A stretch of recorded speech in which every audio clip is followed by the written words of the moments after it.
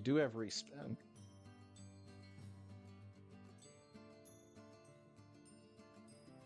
I don't think I have speed keep, which is good, because I don't like speed keep. But respin is really nice.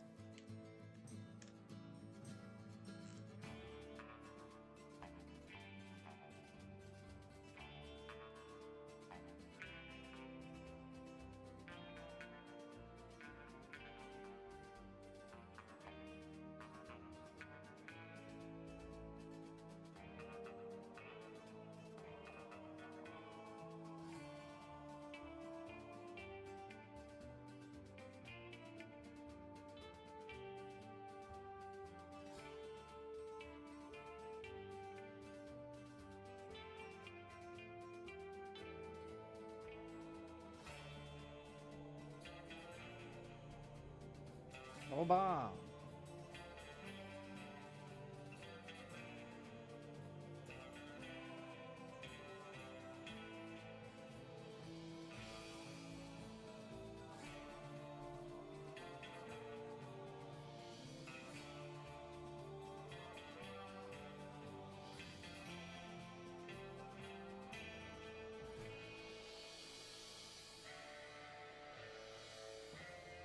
Oh, get over here. Early supers.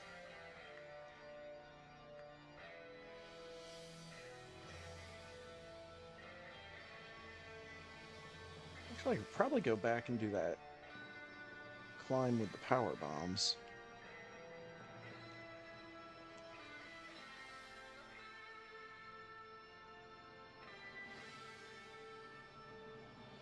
Not exactly sure what kind of item randomization I'm working with, though. Whether it's minor, major, or both. Well, it's obviously minor. So I don't know if it's just minor, or if it's like a shuffle, or if stuff is actually getting swapped around.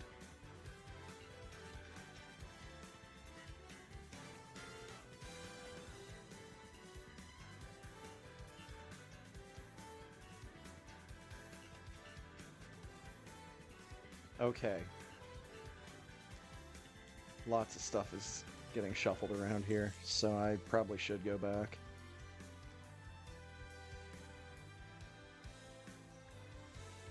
I'll go back after I see whatever is at bombs.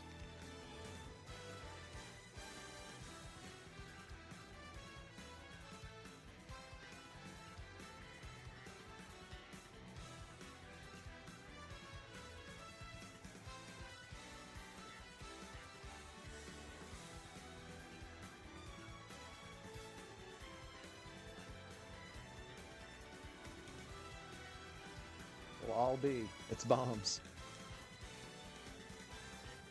It's way too far forward.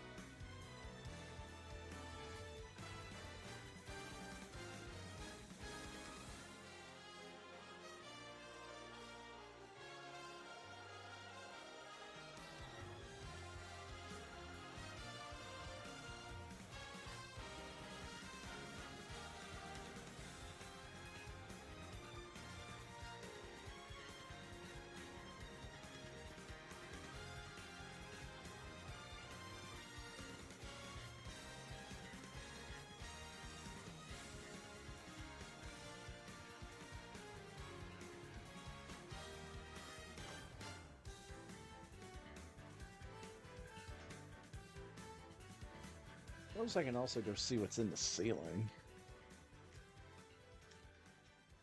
Probably not going to try that hard to get it, unless it's something really good.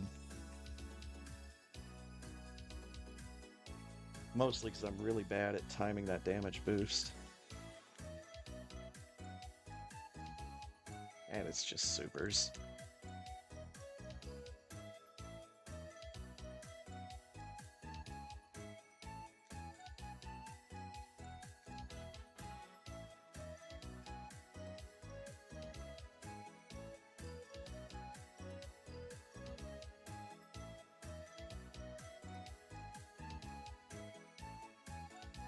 Hmm.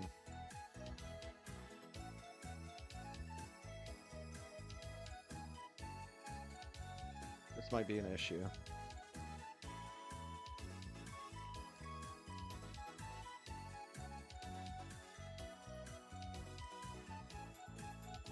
Yeah, let's just not worry about that for right now.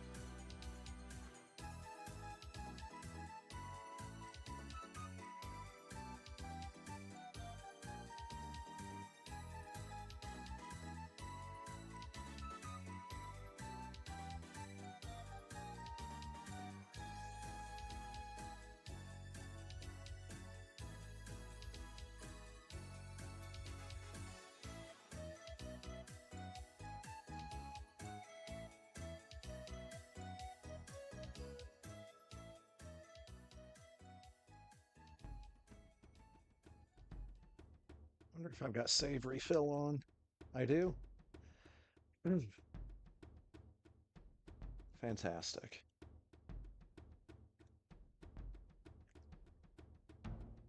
Like 3 Super Nintendo songs coming up next. Well, at least to choose from.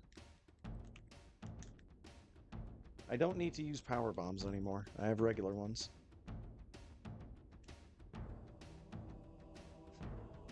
Sometimes it feels odd in a randomizer to have regular bombs so early.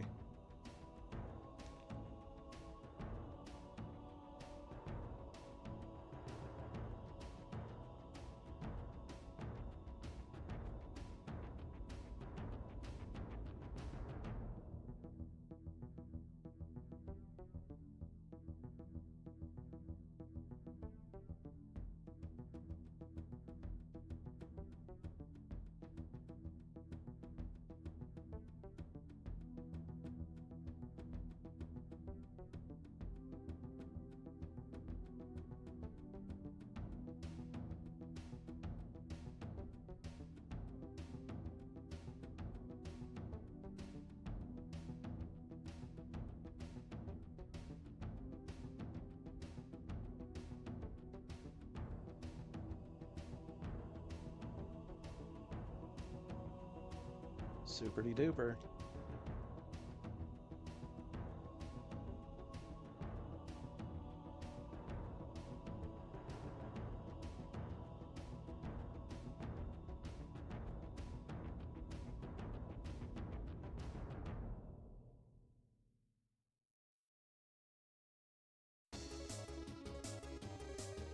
Yo.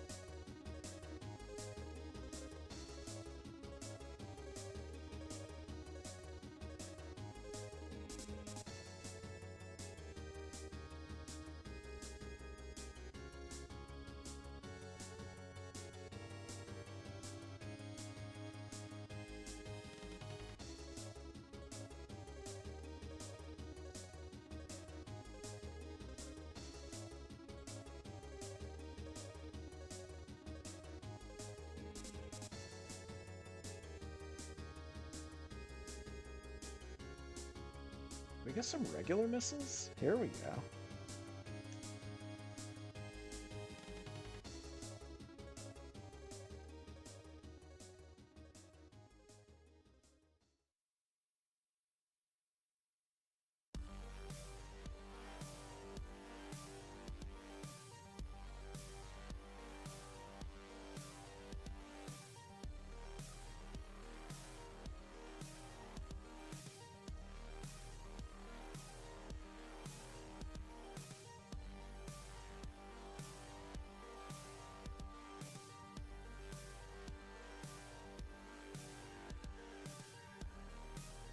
Hi, guys.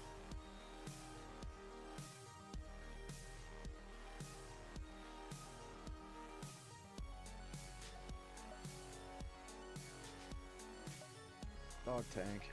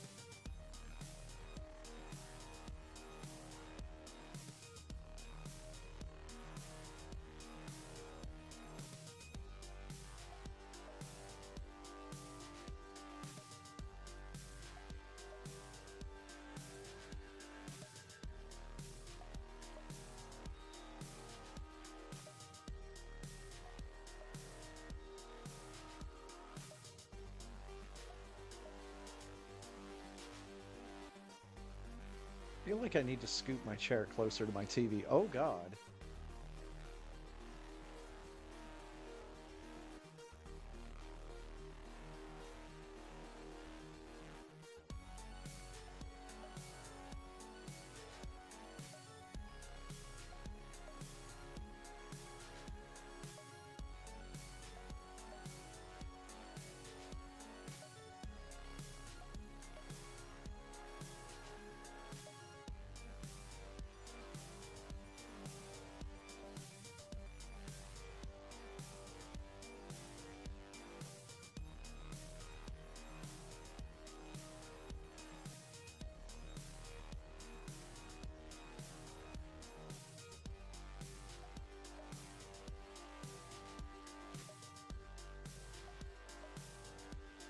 Yo, what's up, real work?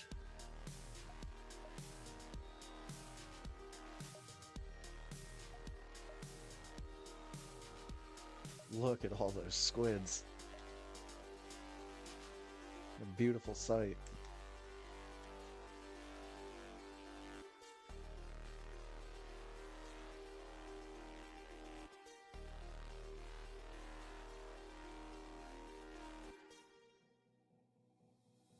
Another dog tank.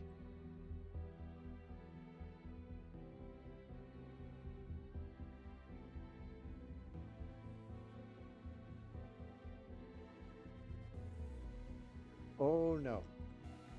Okay, it's fine.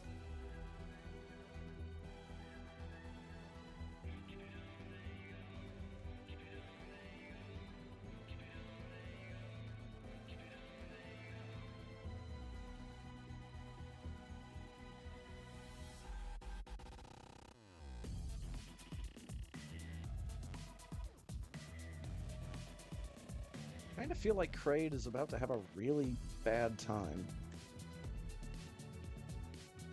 But I might actually need charge in order to do damage with just the beam. I don't know. Medium chrome vermilion.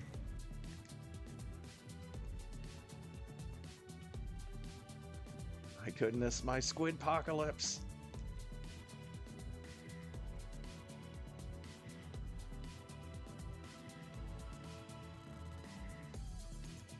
Speaking of color names that remind me of cities from Pokemon, I've kind of been thinking about going into another Pokemon game.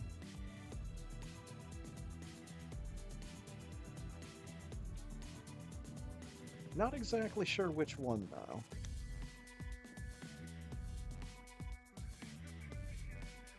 A while back, I was thinking about doing either Heart Gold or Soul Silver.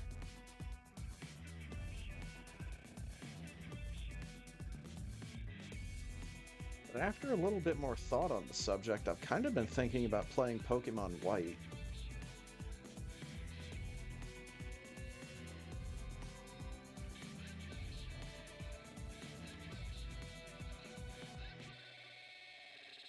Wait till we get our medium chrome vermilionville on you.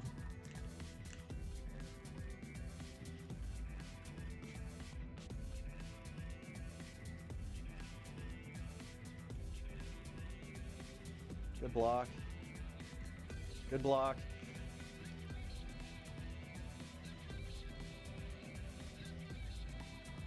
I really liked my playthrough of Pokemon Black.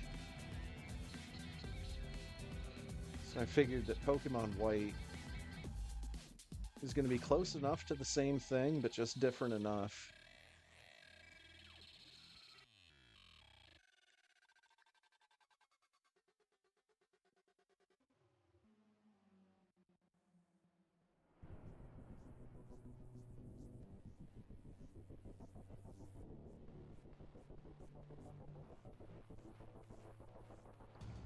But then again, I'd actually have to check my notebook real quick, because I don't think that I've actually beaten a game from Pokemon Gen 2.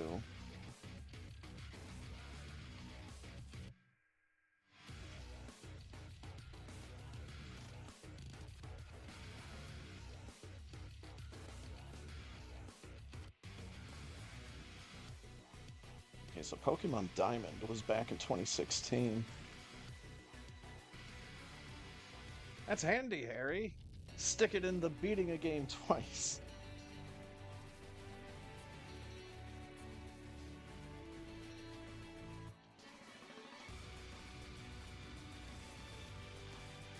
And Pokemon Black was 2017.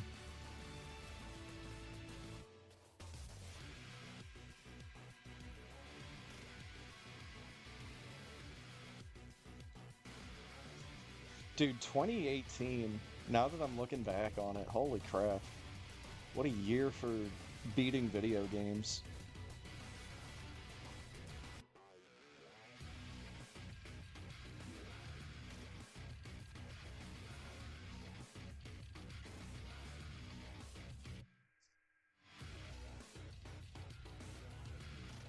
Pokemon Ruby was 2019.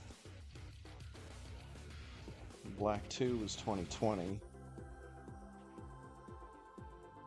Yeah, I'm not seeing any of the Gen 2 titles in here.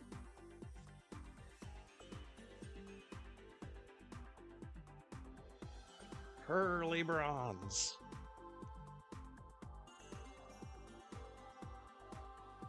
Fresh from the captain's Pokemon Pearly Bronze. That was my favorite generation of Pokemon.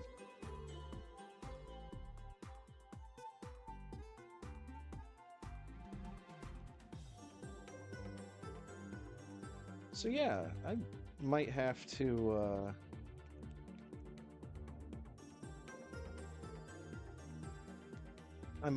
have a Bomberman game make some decisions for me.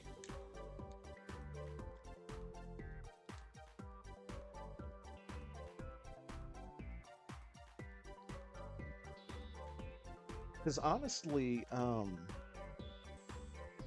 I don't really have a super strong calling to get started on any of the other Final Fantasy Pixel remasters just yet.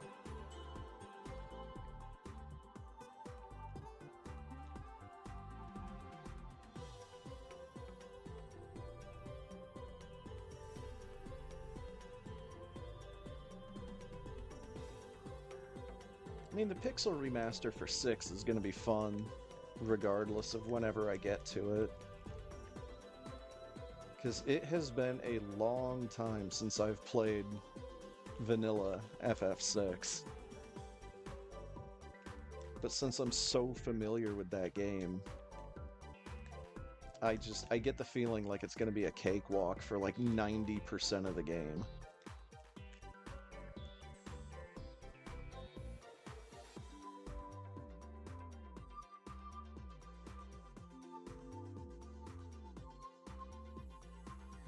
Vanilla FF6, delicious.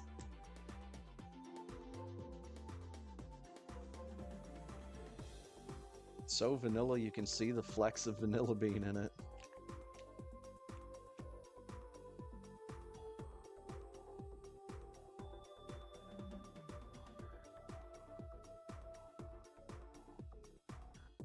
And then FF5 is just really kind of another daunting prospect, kind of like how FF4 was.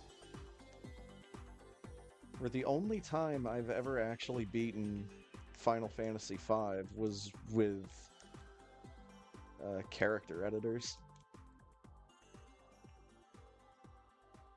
And even then, even with character editors, there were still enemies in that game that would absolutely kick your ass.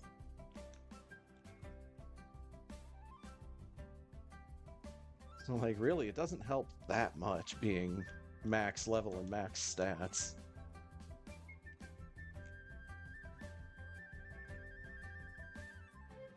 I mean, hell, being at max level with 2 characters in FF4 only helped out a little bit.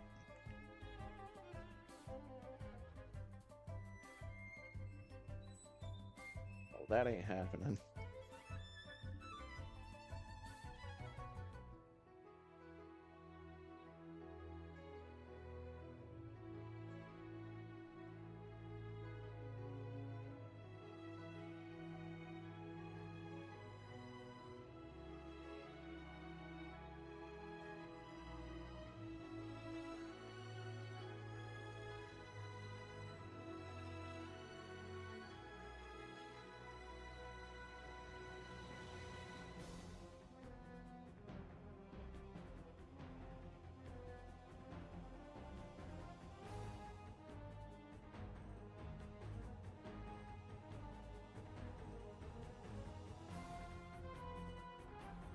Thought this music sounded familiar, but I wasn't quite sure until I looked over at the Rainwave window.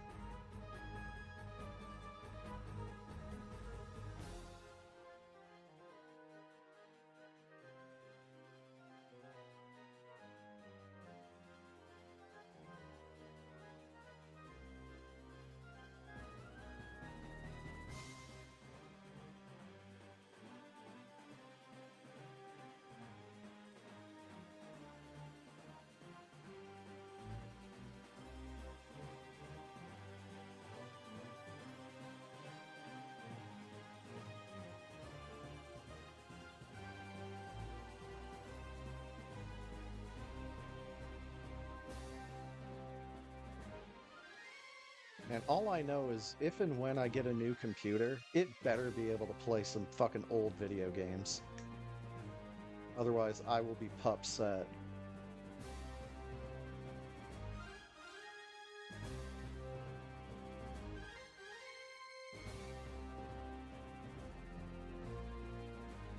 Oh, I see Firebat. He's typing stuff. He hasn't done the thing just yet.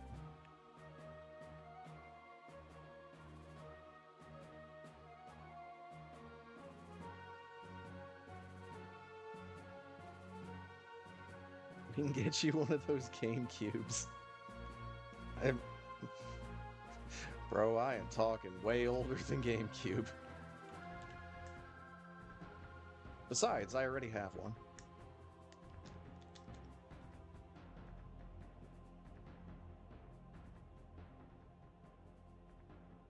It is a silver one, and it has a Game Boy player.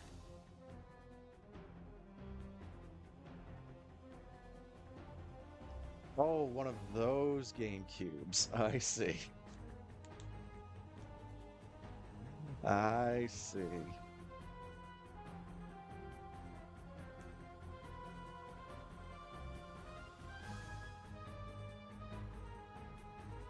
Hey, if those are able to play all of, like, the classic games that are on Steam, that might not be that bad of an investment.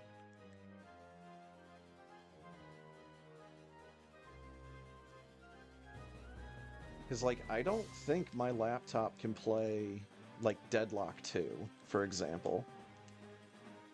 Which is a game I'd really like to play again on a regular basis.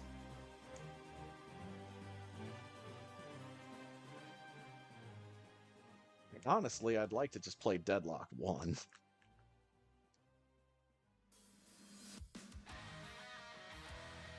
But if I can't play 2, then I definitely can't play 1.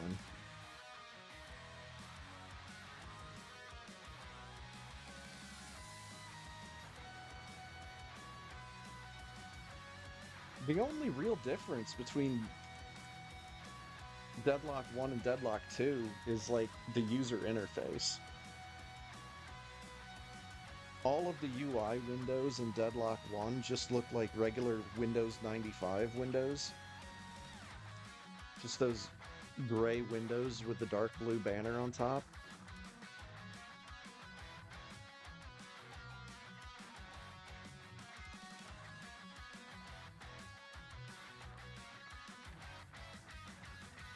Whereas they have, like, custom UI windows in Deadlock 2.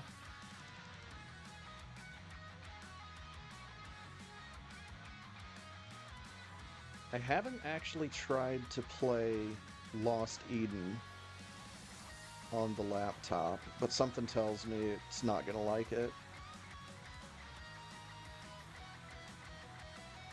My old PC already didn't particularly enjoy running that game.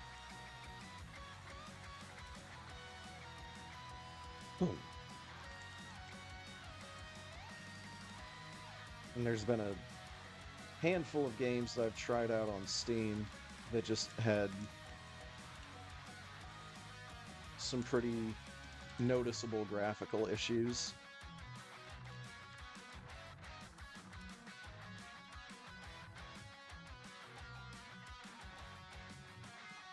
Oh, what's that one? Vardenfall. Ardenfall? Vardenfall? For whatever reason, when I tried to play the demo of that game, all of the light sources were just shining red. I can't go that way.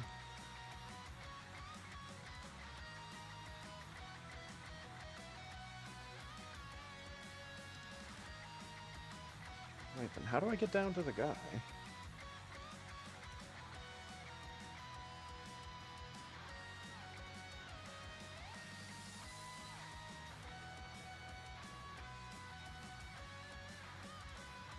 Can I actually make it to Kraid right now? Kraid. Can I make it to Crocomire right now? I actually kind of don't think I can.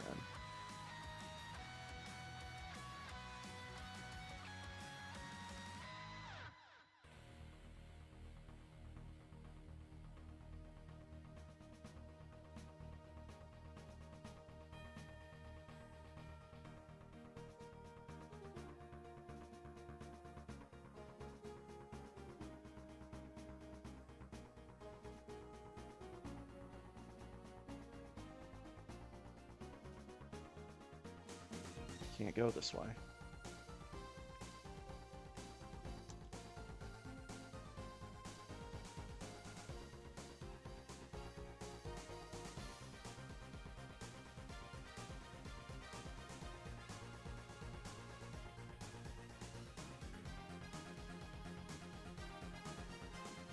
Yeah, I don't have speed boost, and I can't do that one trick from the speed demos because I don't have wave beam. So yeah, no wave and no speed. Means I have to take the long way back here.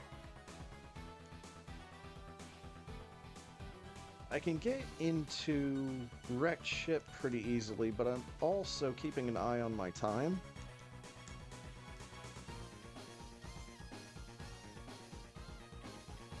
I'm getting very close to not having enough of to mess around with this stuff for much longer.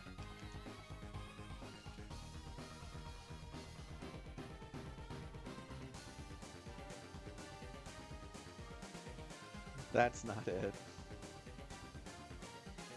Is time in you? Yes. I think. I do have gravity, so I could go into Meridia.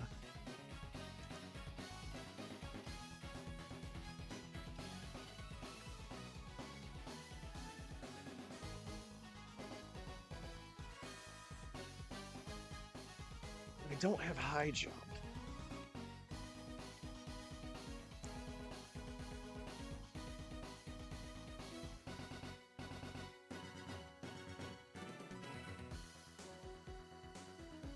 Not having high jump shouldn't matter that much.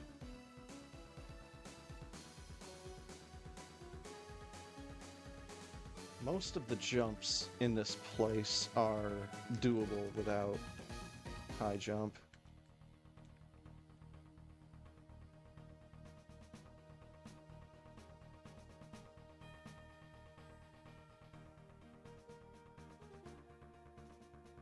It's time to risk going into Mama Turtle's room. I want to see a game where jumping too high is a problem, so you have to get a low jump upgrade. I don't think there's a low jump upgrade in the game I'm thinking of, but in the game called Downwell, you have to go down, so having a really high jump would probably be an issue.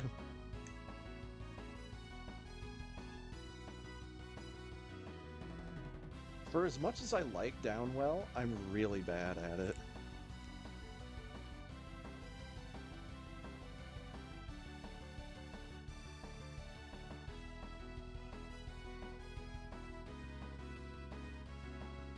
Tank. If that would have been a major item, I would have put forth some effort there.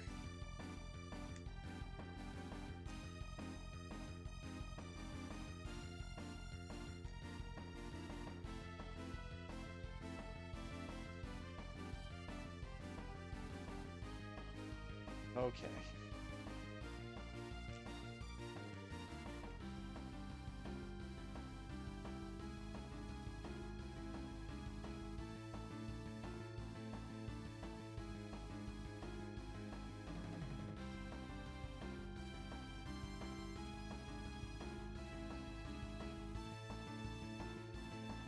Also kind of been thinking lately that I need to run through my collection of point-and-click adventure games again at some point soon.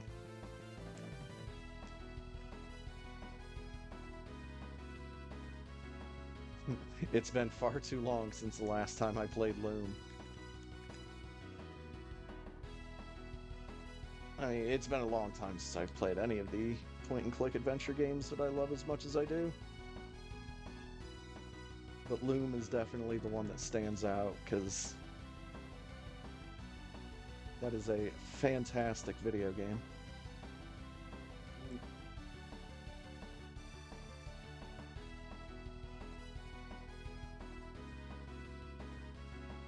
Honestly, I probably should have just saved back in Meridia.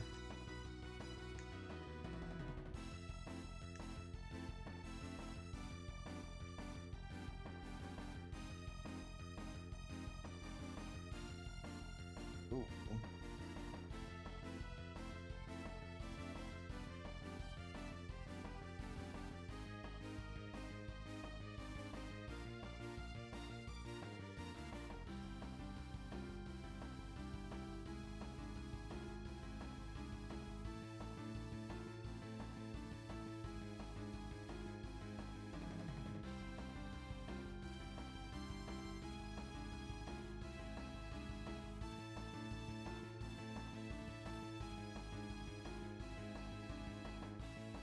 Actually, I don't need to save.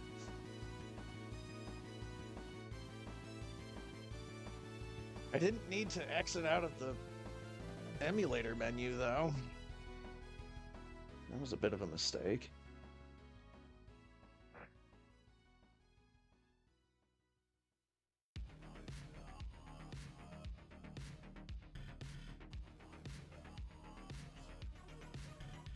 So close!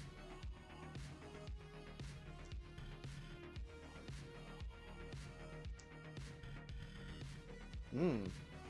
Speaking of games in my library that I probably need to try out,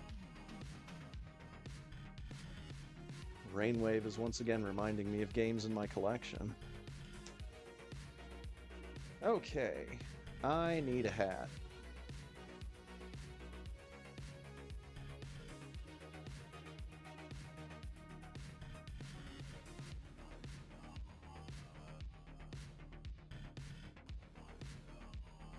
There he is. Look at him go. Kaizo Samus. Second opinion? Shantae. I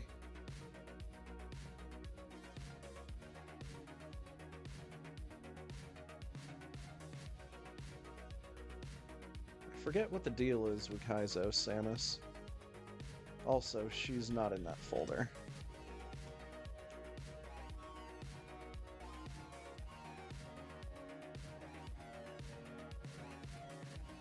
Either way, I will be right back.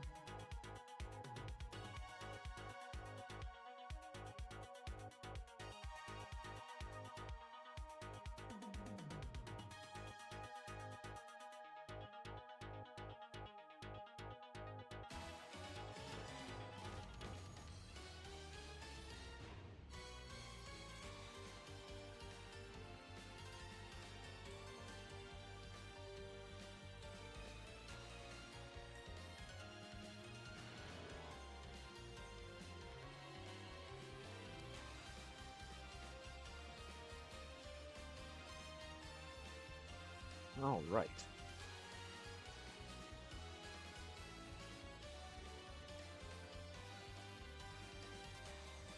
Yo, what's up, Firebat?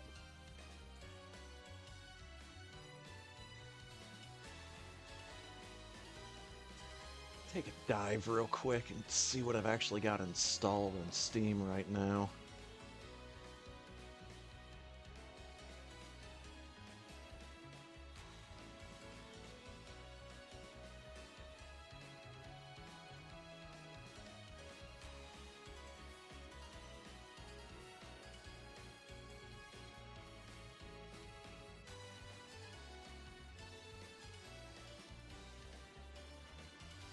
See, stuff like Ion Fury, I actually want to play on stream. Carrion, kind of want to play that on stream. Oh, I wonder if it should be time to start up my Orchard playthrough in Stardew Valley, where I do nothing but subsist off of the fruit that is grown on trees.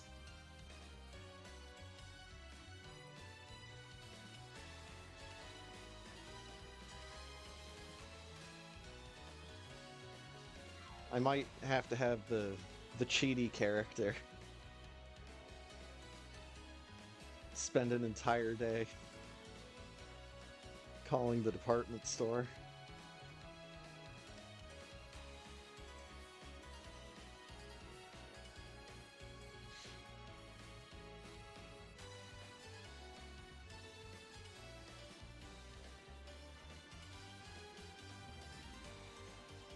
I mean, there is this other game that I'm not going to bother naming. It's got pretty good gameplay for what it is, but at the same time, it's an 18+ game that has paywalls.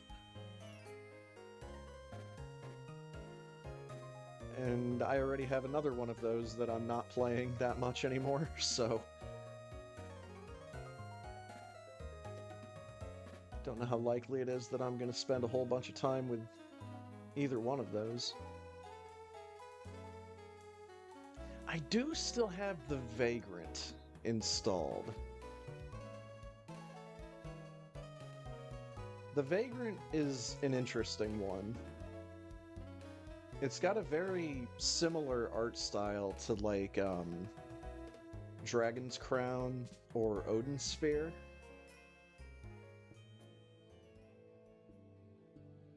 Very like painterly stylized ragdoll paper dolls.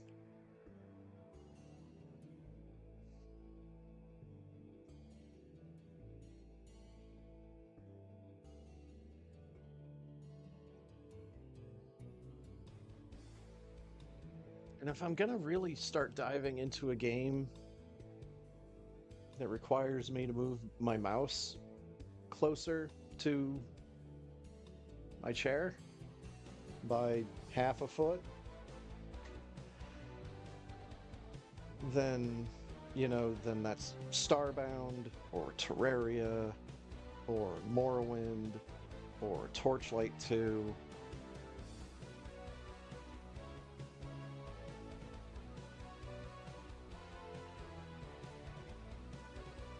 Do I actually have the manual for Morrowind in here? No, I don't. I have to say, if I had the manual for Morrowind, it might be...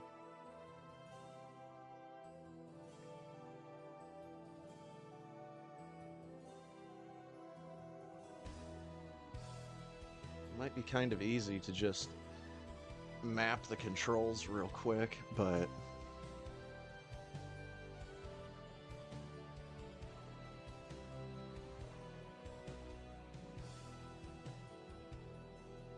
Unnamed Game Dream Team.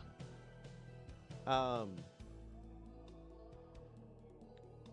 just a little bit about that one. It's actually a Vampire Survivors clone,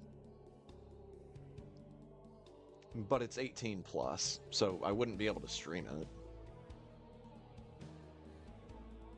Unless I started streaming on some other website, but don't think I'm allowed to have an account on most of those websites thanks to some bass-ackwards rednecks that run the government in my state.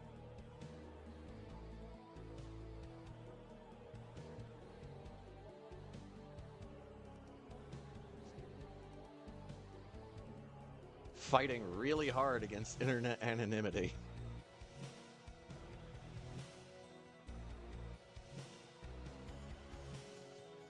You have to have a registered driver's license to use the internet. Hoo boy.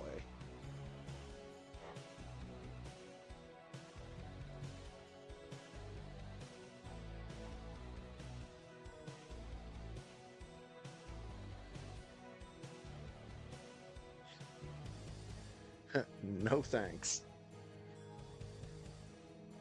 My ISP probably already wants to have a word with me. Don't need the government breathing down my neck, too.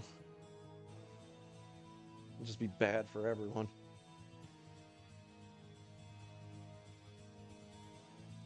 I engage in hyperbole to make a point. Oh, where's my controller? It's over here. Why is it over here? No, I know why it's over there. Don't worry about it. Yeah, I guess we go with Kaizo Samus, why not?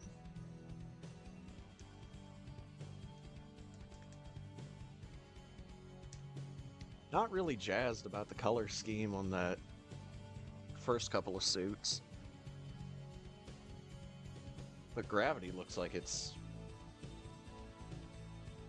like someone dumped a box of crayons on it.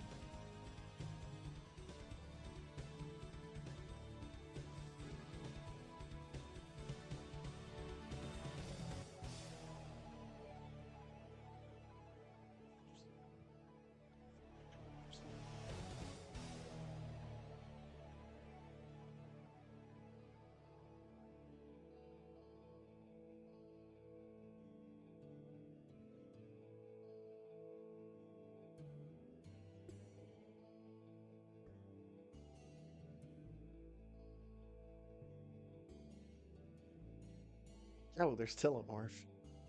Hell yeah.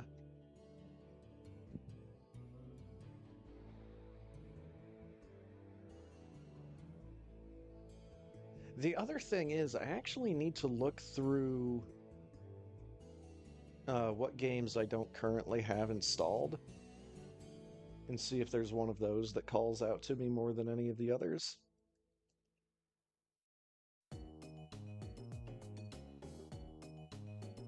I did purchase somewhat recently Power Wash Simulator, because that was at somewhat of a decent price.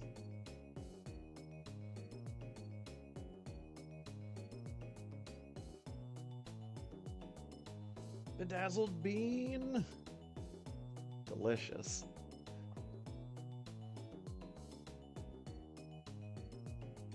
Let's get my copy pasted.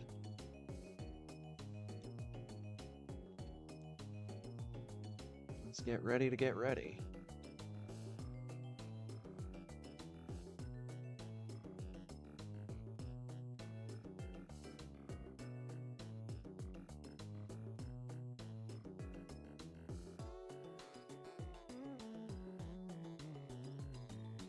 Actually, before I start going down the road of wanting to play a DS Pokemon game, I need to actually make sure that I've got a DS emulator. I don't know if that was one that I reinstalled.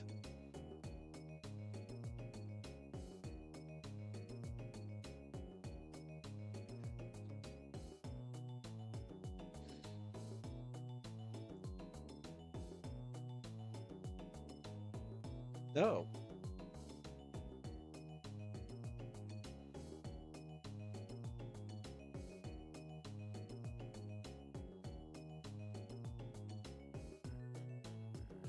There we go. Good luck, fun have. Thank you, Firebat. Same to you. Race will begin. Let's get on start game and the finger on the A button. 3, 2, 1, Let's go.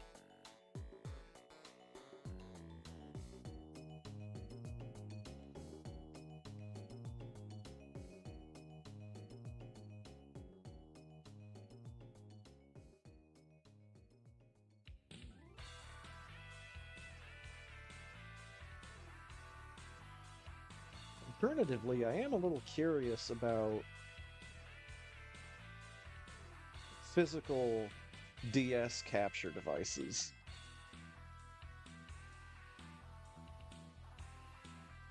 I know that they're a thing. I know that they were a thing at least. But I don't know if they're still around, and I don't know how much they would cost.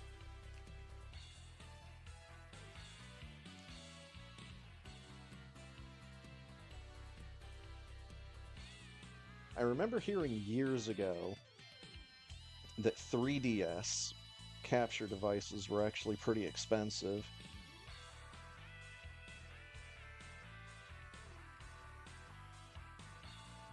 I'm pretty sure that there's nothing that I would want to stream that I only have on my 3DS.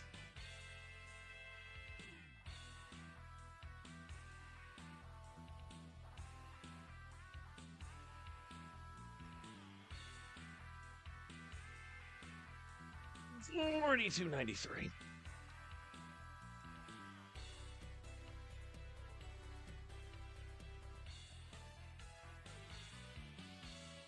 Now we can get some favorites loaded up into Rainwave. Oh, let's not start with the Disgaea song. We'll just have that on second. According to eBay, very expensive. Well, shit.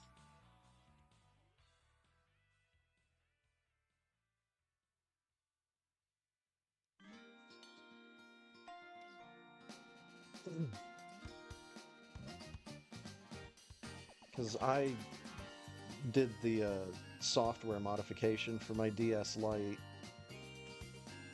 so I basically have a flash card for it. Flash cart?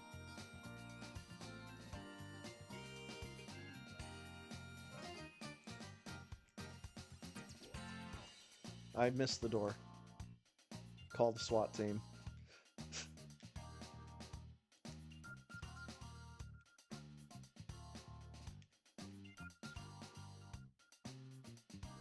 That being said, I still think I need to download some more ROMs for my DS, because I remember not having a whole bunch. So I was just never really that familiar with the DS library.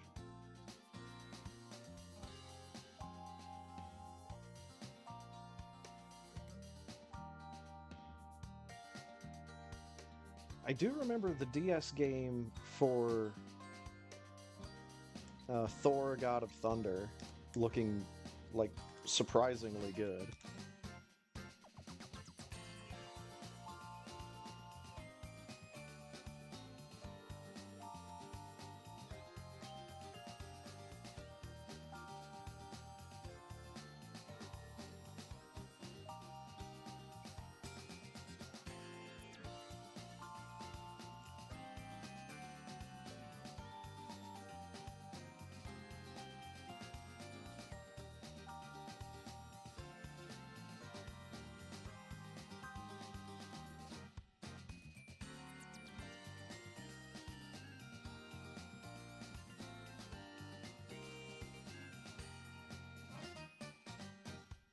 I'd kind of like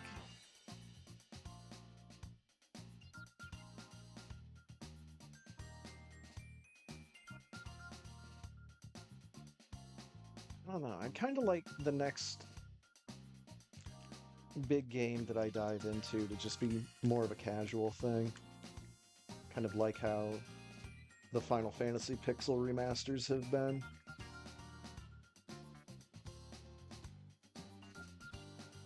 Where I'm not really giving myself any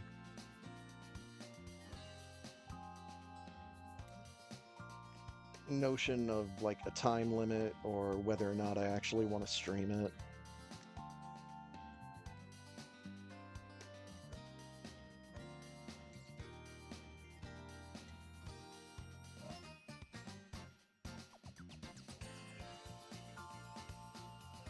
But then some other games, like I was saying with Ion Fury or The Messenger, those are definitely games that I want to play on stream.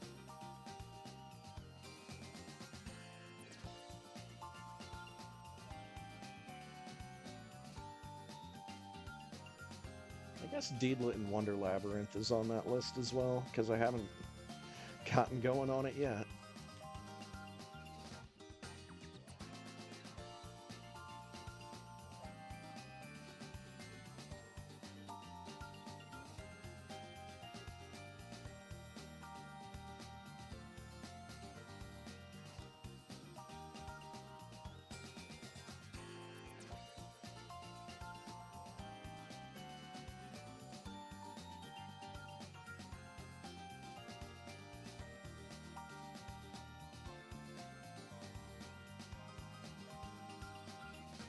But like, I don't know if I want to like dive into one of the Tales games. Because those seem like really, really fucking long games. And I just get the feeling like I'd get like close to halfway through it and I'd just stop.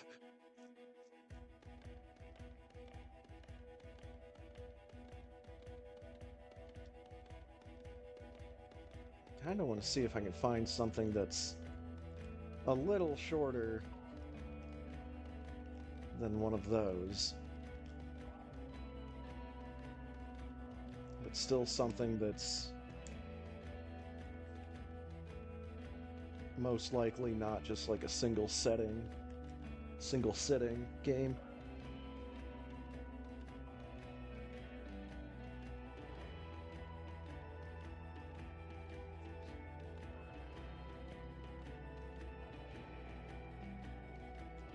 And always dive into a DuckTales game. You know, I have not timed any of my playthroughs of DuckTales in years. I could probably get a pretty good PB in that game if I tried.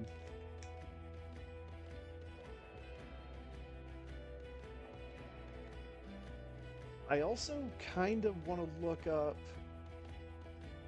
the in easy mode in DuckTales, there's a button combination you can hit. I think while the game is paused, you can hit some manner of button combination, and it'll use some of your money to refill your health.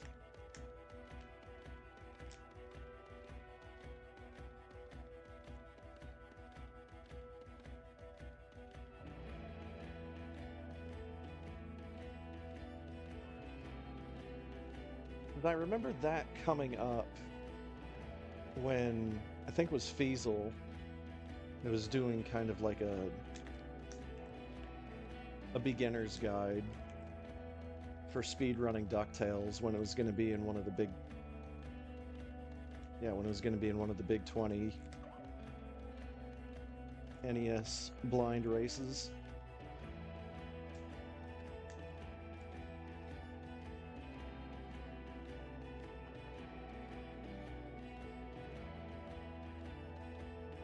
I have to double check my time, but I might be able to cut the 8 in DuckTales.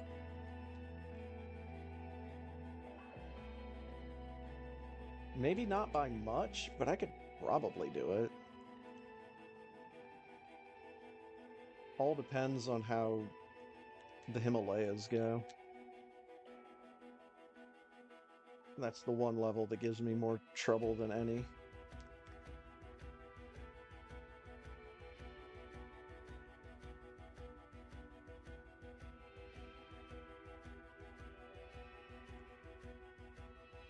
And of course, I don't do the moon skip in the proper way. You do the bad ending in that game.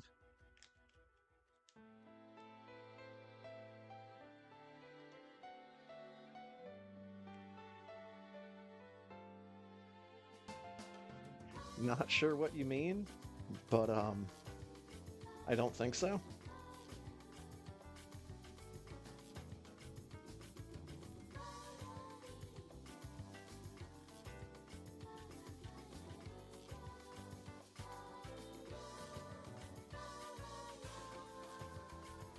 There's an ending for $0?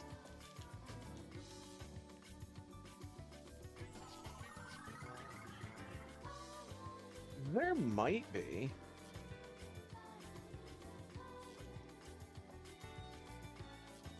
But at the very end of the game, you recover a treasure chest. So I think there would still be something in that, but I don't know.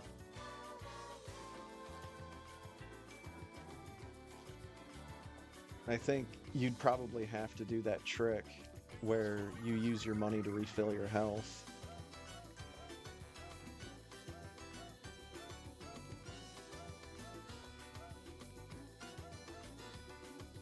The other way to get a bad ending might be to let Glomgold get the chest instead of Scrooge. Damn it.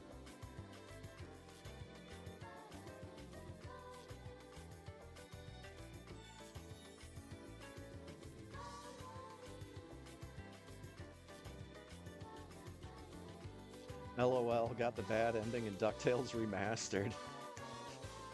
Which is, I got mad at the final level and just uninstalled the game.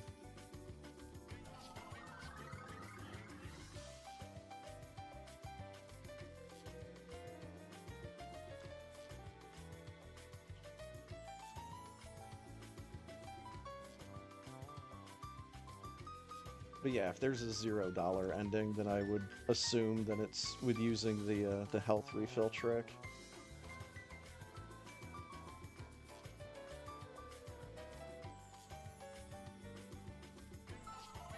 And I don't know really anything about the trick, so I don't know if you can activate it when you've got full health. So you might just have to keep running into an enemy over and over again.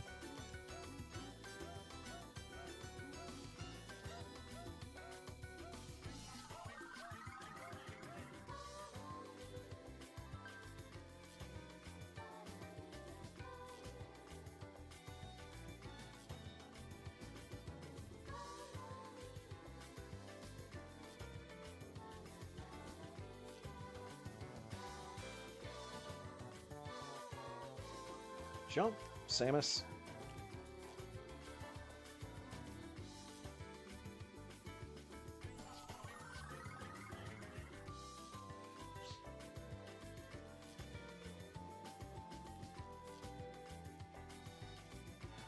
Definitely think one of these days I need to do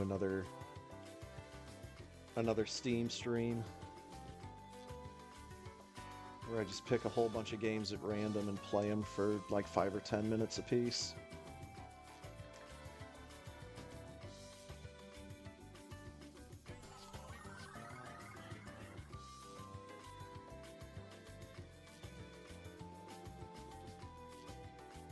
Okay, so it's just select.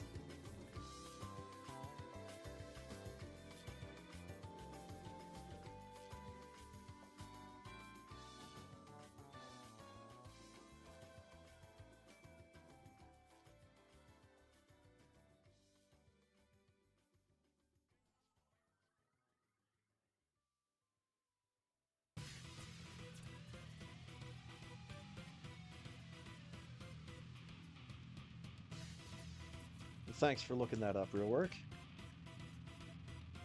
Cotton Ruby.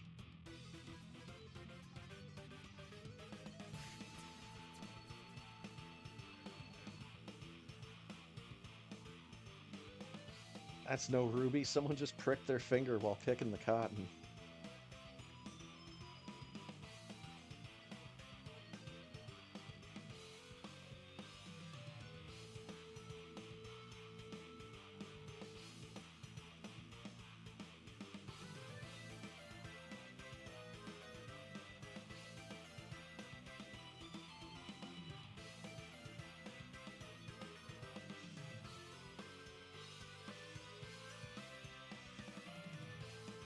Actually, one of the games that I mentioned to Ponk earlier tonight might prove to be interesting.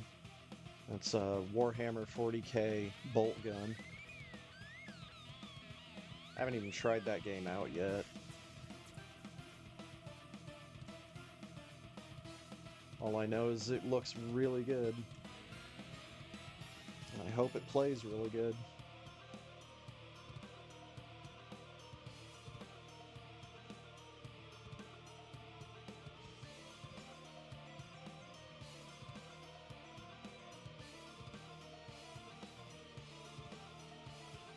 Never really got into Warhammer or Warhammer 40k. Like, I've known it was a thing for a good long while. Just never really got into it.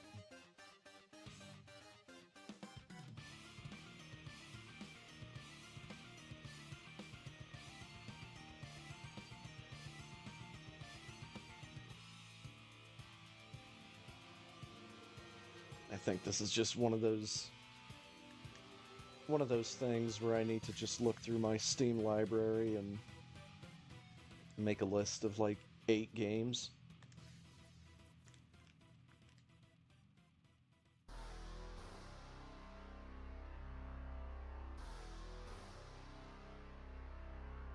Put them in some kind of tournament bracket. Hey guys!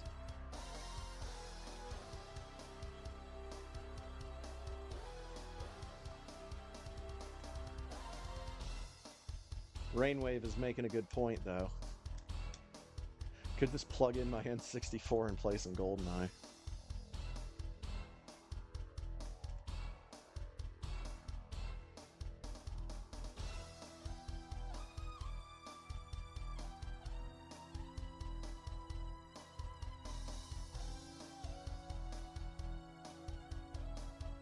The Frigate was definitely one of the levels that I enjoyed.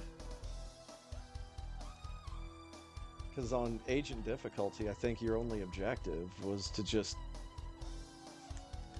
kill a whole bunch of people and then leave.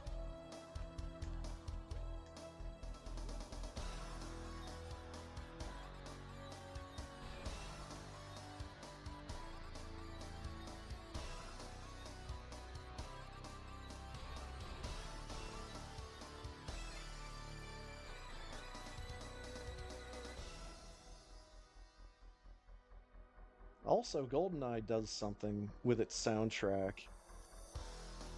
where they keep reusing like the 007 theme motif in all of the different songs. In almost all of the different songs, I should say. But reusing a motif throughout the game's soundtrack is something that I really like. Iterations on a theme.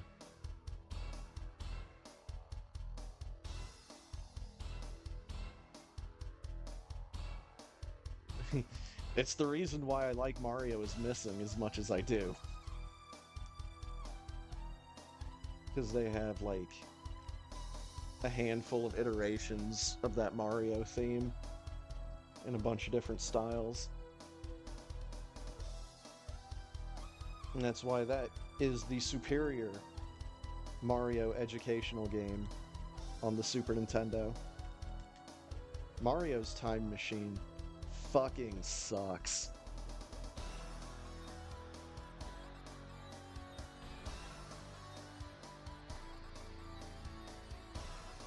Mario is Missing has like deep, complex gameplay next to Mario's Time Machine.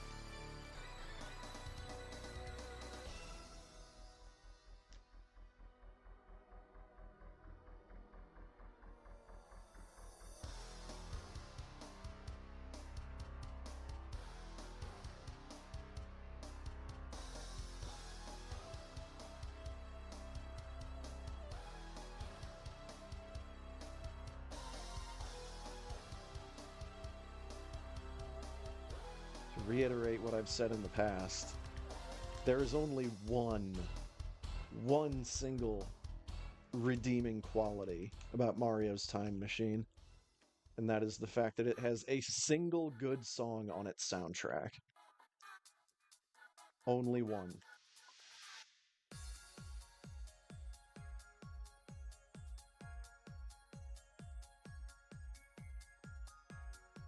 Everything else about that game is just so depressingly bad.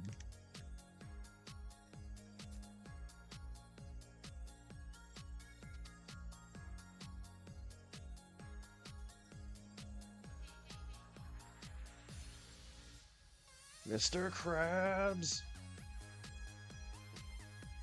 Like, Mario is Missing can be fun if you give it a chance. I'm not saying that it's across the board fun and it would be enjoyed by anyone and everyone. What I am saying is that we got okay crabs.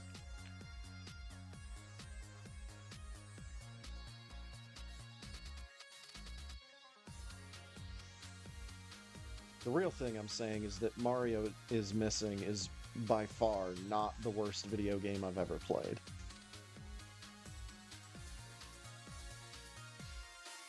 Out of the strong came forth Oklahoma crabs.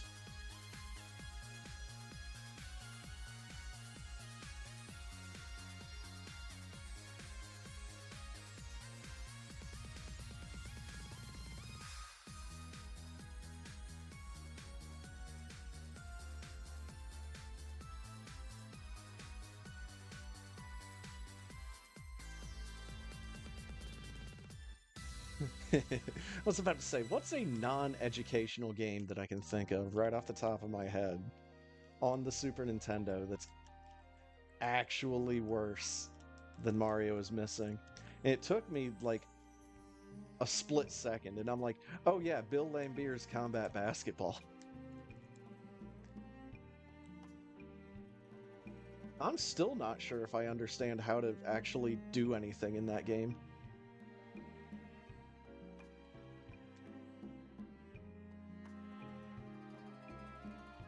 I think I have scored a basket in the correct goal in that game one time.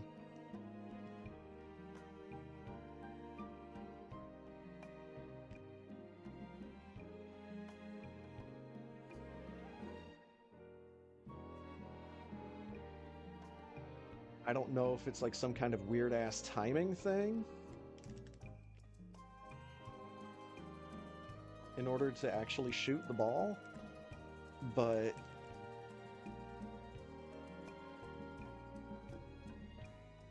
I don't know. Don't think I've ever successfully done it on purpose.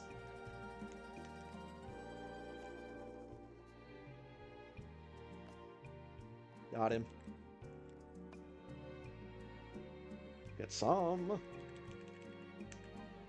And that is a big dead ghost.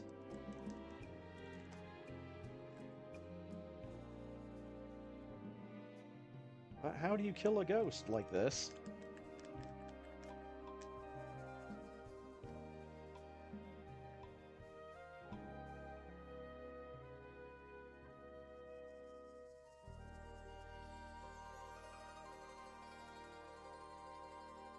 But yeah, I'd like to believe that at least on a very, very basic level, I am able to pretty quickly pick up how to play just about any video game. Like I'm able to mechanically understand what is going on with just about any video game.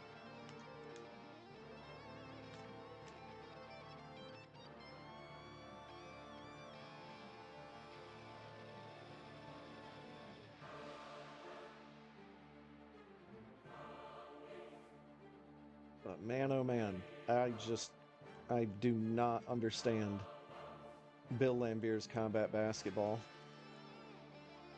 which is why that is one of the games that I bought in order to pull out the circuit board and put in a Super Famicom game instead. I forget what I put into that cart.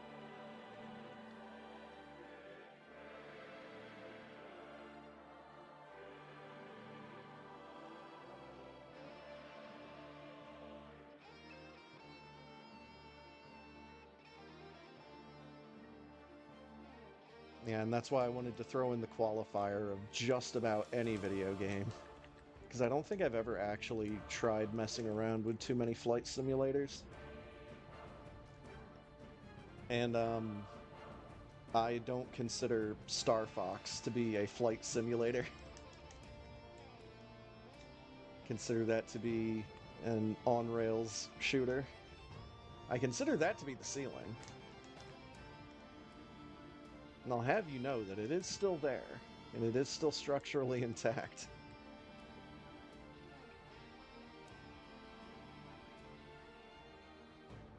Took a full-size Samus right to the ceiling.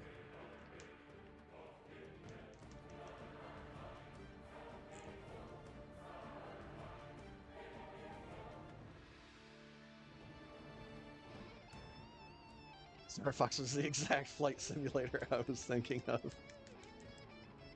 I mean, I can get it. That first-person mode, man.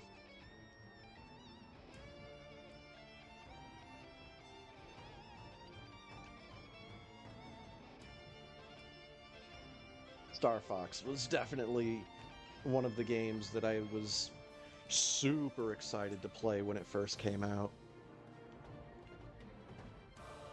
What was that, 1993 that it came out?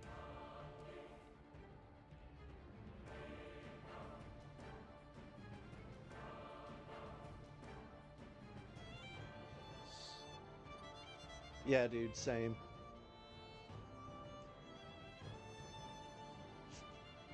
The easy route on Star Fox 1 is the one that I was easily the best at. I was a little bit better at Star Fox 64.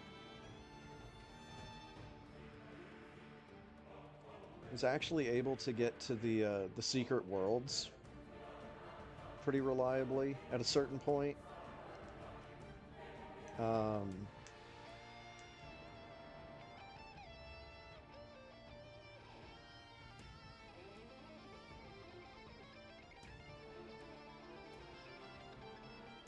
I just remember it was one of those really weird things where, like, after I got to Out of This World the first time in the original Star Fox, I just, like, I kept seeing the goofy-faced asteroid every single subsequent playthrough. So that must have meant that I was doing the same setup every single time without realizing it.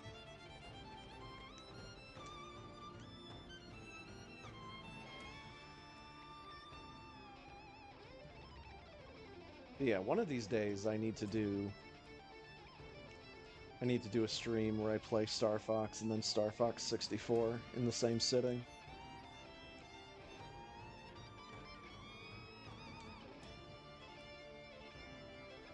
Because the easy route on both of those games is not very long.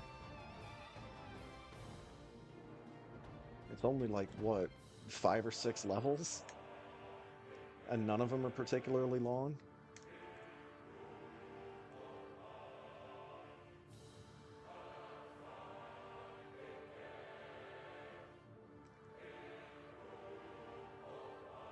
It's just like the hardest route had way too many, like, you have to protect the ship kind of levels. And I'm probably just thinking of Redline in 64.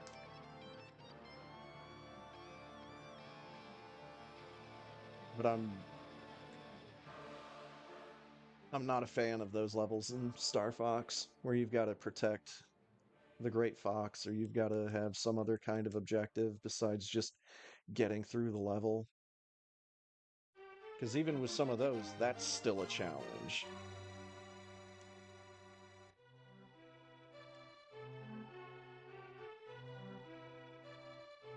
And then, of course, depending on which route you do, Venom is like completely different.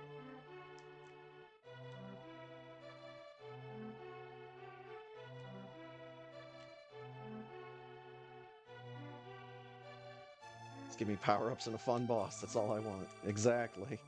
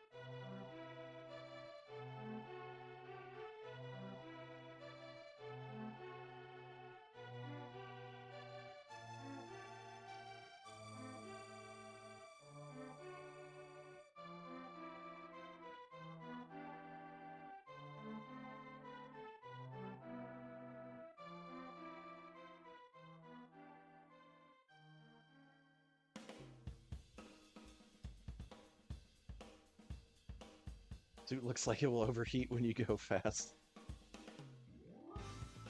It's that air resistance, man. I'm on fire! My god, my first request of the night is coming up next. We've got a lot of people requesting stuff on game tonight.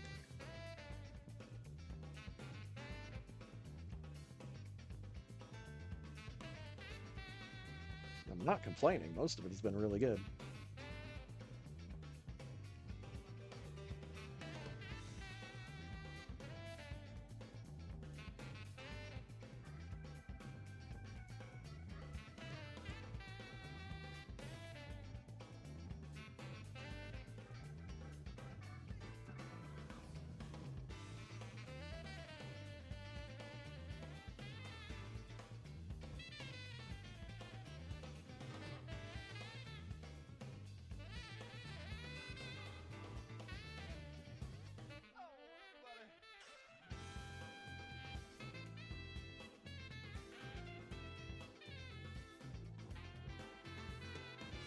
Oh yeah! There is this other game that I just recently remembered / learned about that is actually a lot better than you might think at first glance.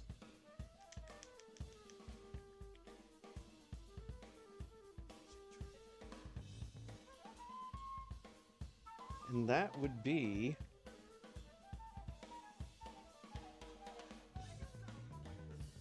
the Game Boy version of Daikatana.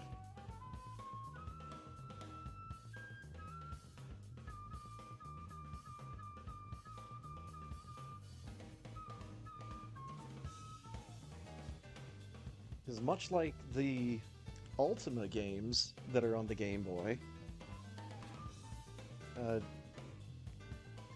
the Game Boy version of Daikatana is more like a Legend of Zelda game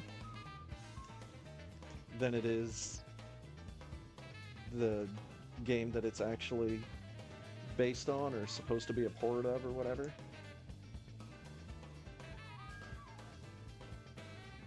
Which is weird because, of course, Daikatana is primarily a first-person shooter. And it's also not very fondly remembered.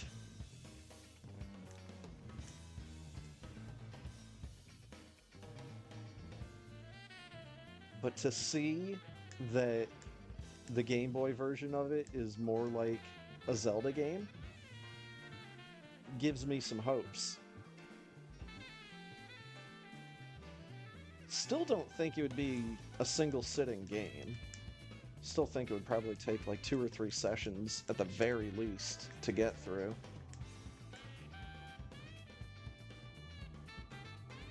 But I might actually want to see if I've got that on my SD card here. And that was a late enough release that I'm pretty sure it's a Game Boy Color game.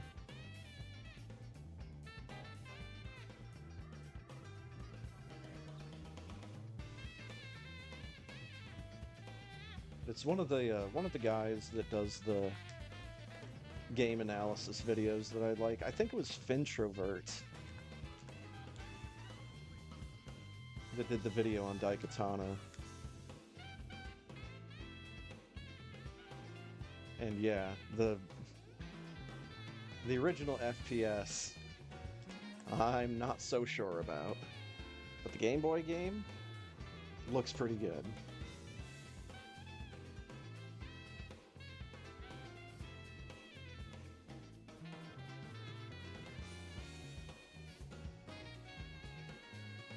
Speaking of Game Boy games, I'd be halfway tempted to play through my old favorite James Bond 007 one more time. If it wasn't for the fact that, like, the second half of the game isn't so much a difficulty spike as it is a difficulty cliff. The game becomes so much harder once you have to start dealing with enemies with guns.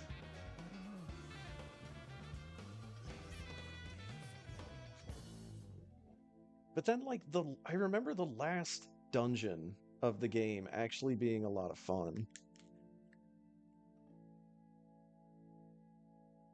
You had to go through with your little mirror shield and block lasers so that you could walk through different pathways.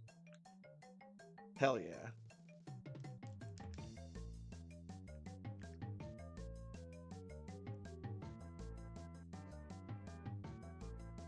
And for a game that I absolutely love watching,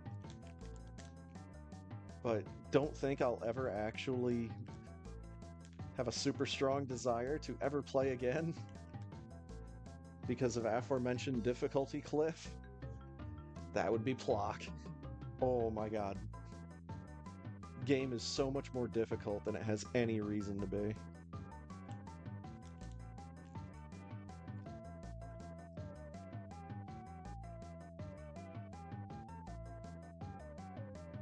That was the thing about a lot of Super Nintendo games. I just felt like a lot of those games were made to be way too difficult in order to get any kind of, like, mainline popularity. But then again, video games themselves hadn't achieved mainline popularity by that point. I was only in the 2000s when that shit happened. Because surprise, surprise, all of a sudden, everybody on Earth had a PS2.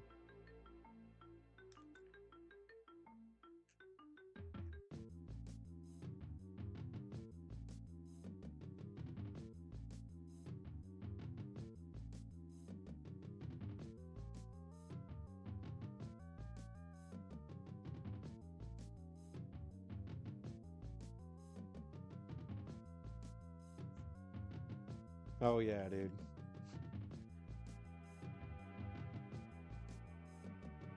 There's a laundry list of games on the PS2 that I still don't have, and I'm probably not gonna get. But I also have over 200 games. So that's probably one of the reasons why I'm not gonna get a bunch of the ones that I'm missing.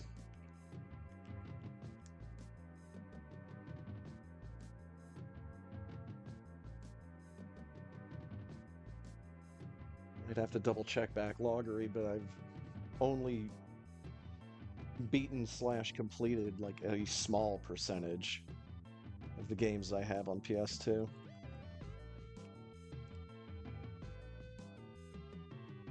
That's the other thing I have to consider when I'm thinking about, okay, what kind of casual game project or stream game do I want to play next? And it's like, well, I have a list of over 200 games on just one console.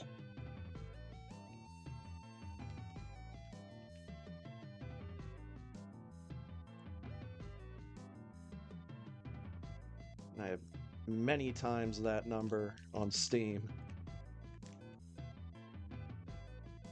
I think I've said it in the past. It really easily gets to a point where it's kind of overwhelming. Alphabetical order, let's go! Shit, pull up my backloggery page. I think it's the Vaporwave palm tree picture that's underneath my stream. Just click on that.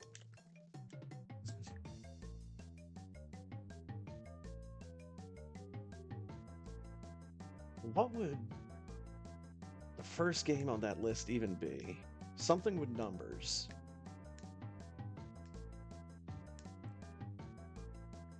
Real-work slogans for a brighter shine. Now that'll make your coat shiny.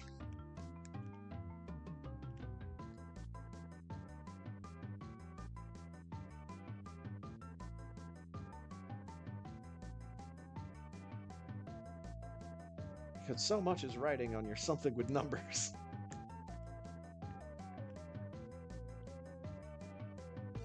Now I don't have 13 anymore. I had that one back in the day. So that would have been near the top of the list.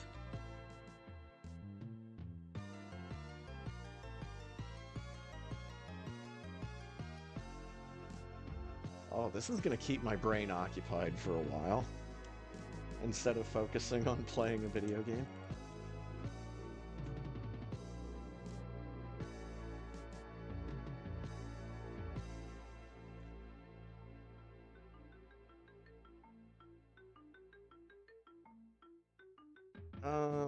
I know Alien Hominid wouldn't be near the top of the list. Actually, I don't think I have Alien Hominid on PS2. I think I have that on GameCube.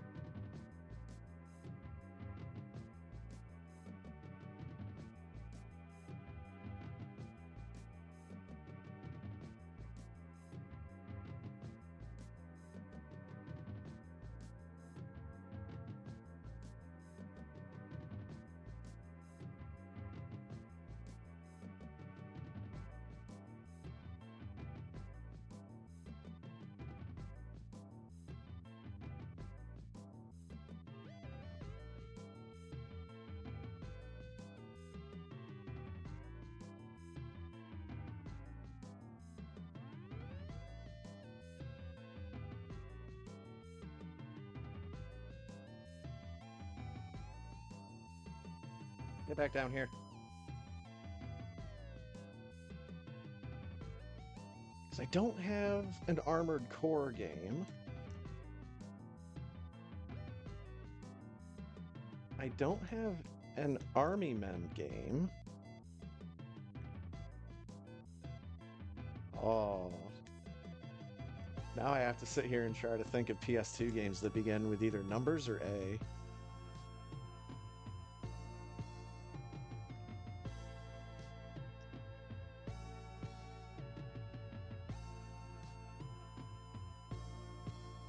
And I'm shit at multitasking, so it won't be until, like, either G4 or Mother Brain until I can pull up my backloggery.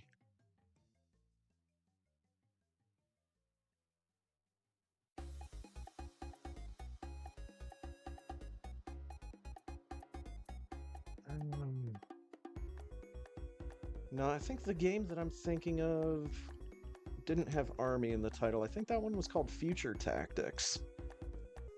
And I'm not sure if I actually have that one.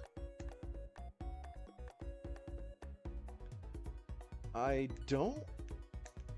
don't think I have any 007 games on PS2.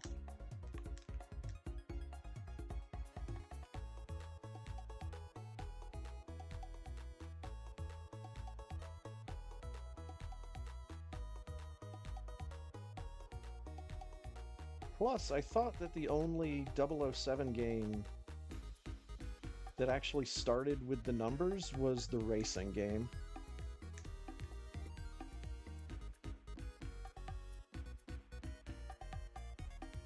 Or like the numbers weren't actually a part of the title.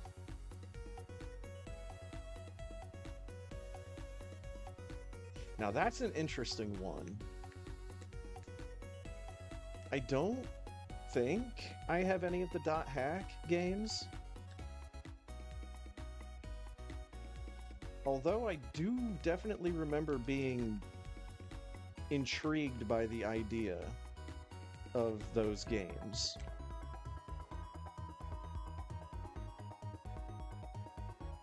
Also, I'm not sure if the dot would actually count. I think they would still have that listed in the H's.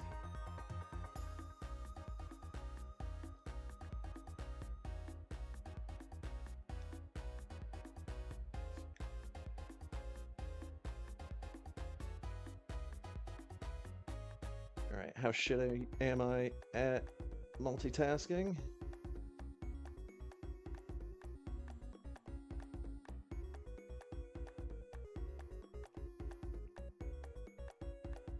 Ah, okay. Okay, so I definitely don't have any games starting with numbers, but I got my backloggery page pulled up. I'll list out all of my A games here in a second.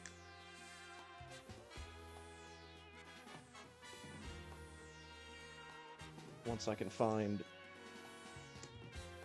how deep they go. Okay, so there's a couple of these that I should have thought of pretty quickly.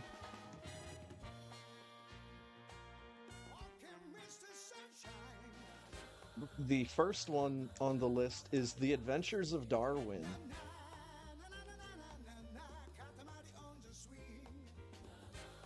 Yep, The Adventures of Darwin.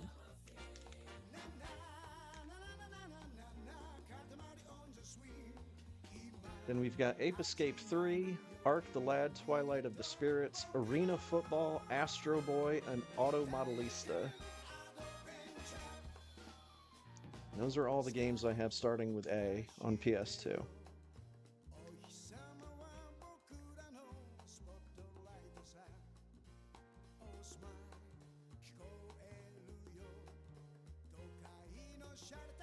And there's Tillamorph, taken first with a 4809 GG.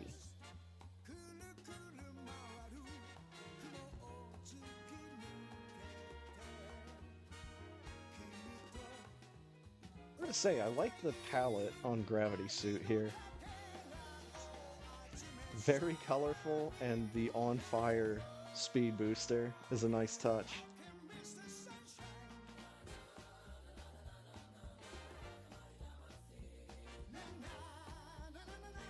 And I haven't closed backloggery just yet.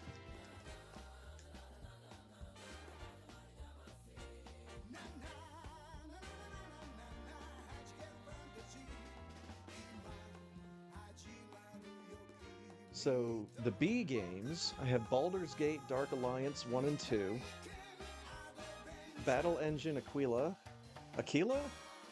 Beyond Good and Evil, Breath of Fire Dragon Quarter, Bujingai the Forsaken City. Blah, blah, blah. And Bujingai was a fun fucking game. A lot like the PS2 version of Strider, but not as difficult.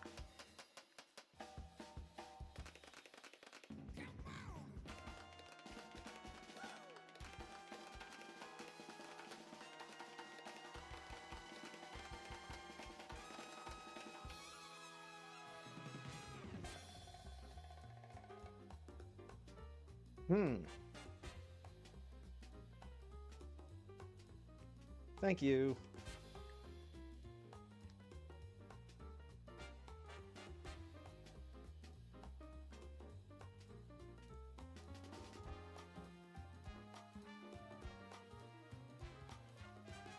It's a good reason for squid slots. So get that crap out of here.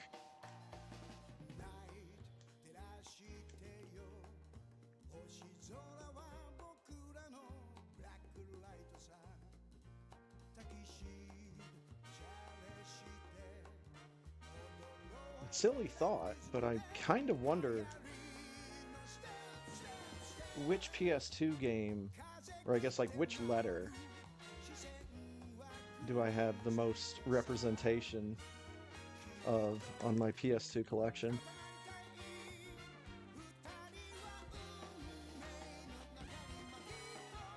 Possibly C.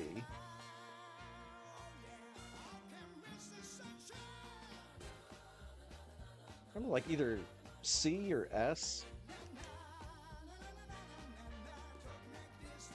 Although now that I say that,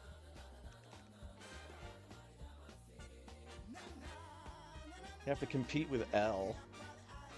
That's where all of the Lego games are.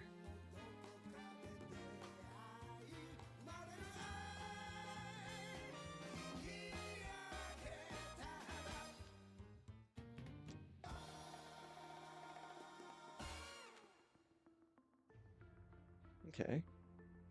So all of my C games are filling up the screen. That's not as many as I thought. So it might be something like S that has the most games that start with that letter.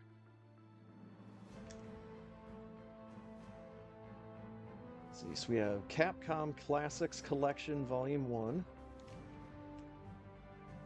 Menu Boss. Castlevania Lament of Innocence, Chaos Legion, Chess Master, Choro Q, Civil War: A Nation Divided, Cold Fear, Crimson C2, and Psy Girls.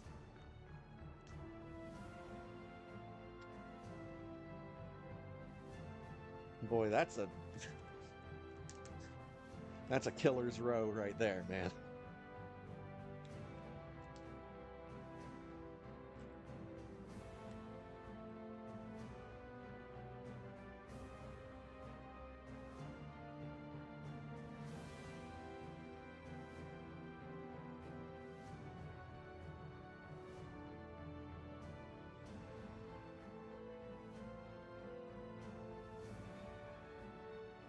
The Civil War: A Nation Divided is actually like a pretty good first-person shooter. It's not the best, but it's pretty good. Oh, it turns out D has a whole bunch of games.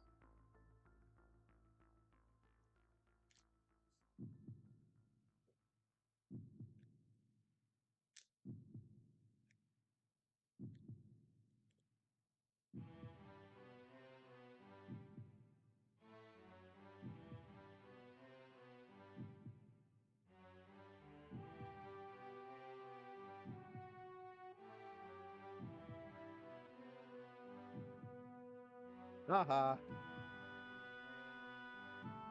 Your ketchup cannot touch me while I have invincibility frames, you foolish woman.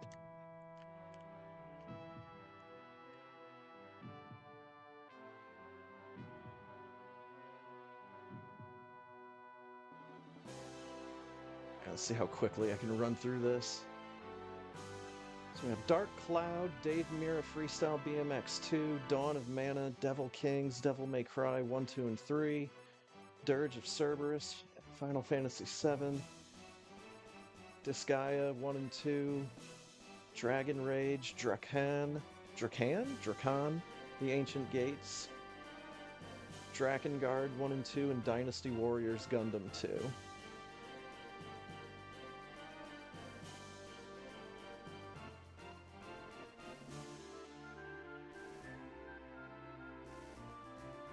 What the fuck? I've still got G1 Jockey 3 on this list. Get out of here. I fucking threw away that disc years ago.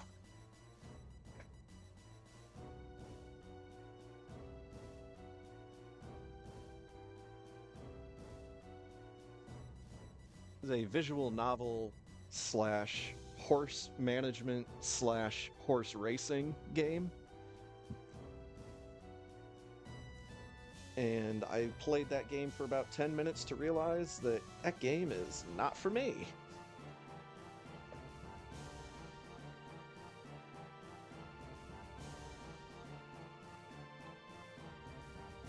$55, $25. Let's fucking go. I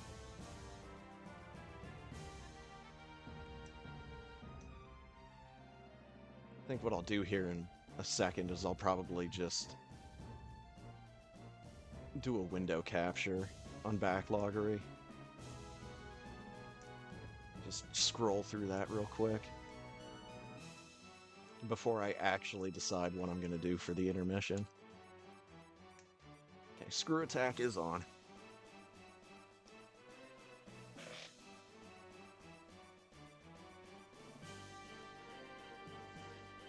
It's the only one I cared to see.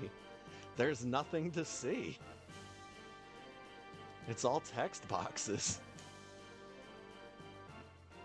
If you want to see a game that's all text boxes, I'll plug in an RPG Maker game and I'll actually be able to wander around a blank fantasy environment at the same time. Well, in the same game, not exactly at the same time.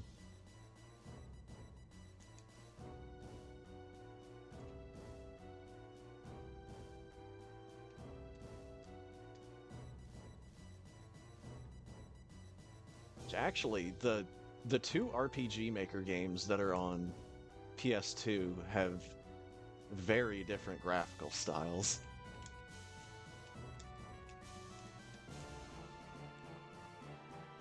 I just feel like a PS2 memory card and a PS2 controller are not like the means of interfacing, the preferred means of interfacing with an RPG Maker program.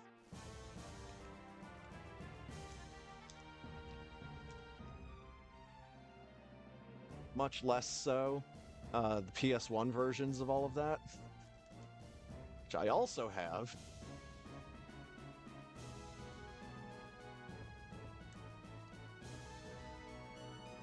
I hit shift. 5739 GG.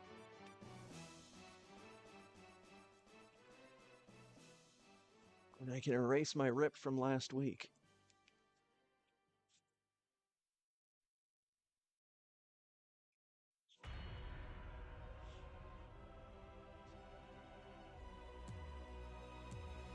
Alright, so we gotta do the Deer Force first, but we'll get there in just a second.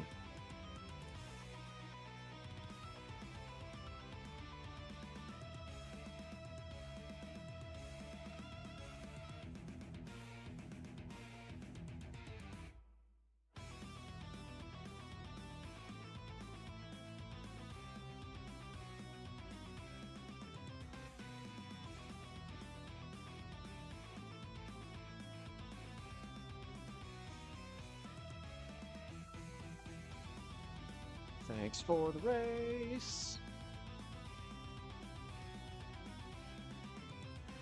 GG, well done. Thank you, thank you.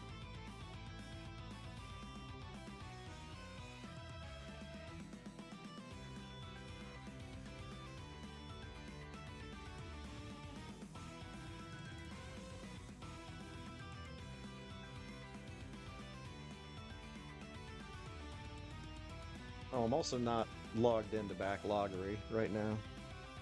Just something I'd have to do if I want to actually edit this list.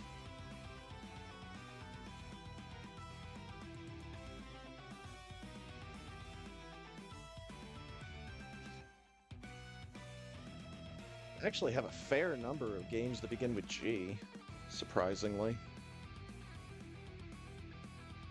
Gadget Racers, Galarians, Ash, Genji, Dawn of the Samurai, Ghost Hunter, Giant Citizen Kabuto, God of War 1 and 2, Grand Theft Auto San Andreas, Guitar Hero 2, Guitar Hero 3, Gungrave, and Gungrave Overdose. Look, speaking of another couple of games that were harder than they really had any right to be, the fucking Gungrave games, I remember being, like, overly difficult.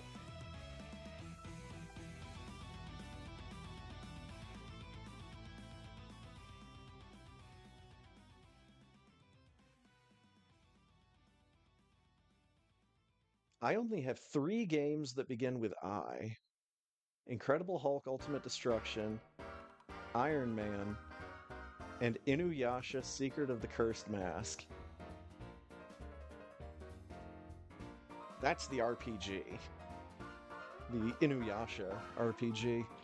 I've actually got that on the floor in front of me in a pile. I paid $6 for this game.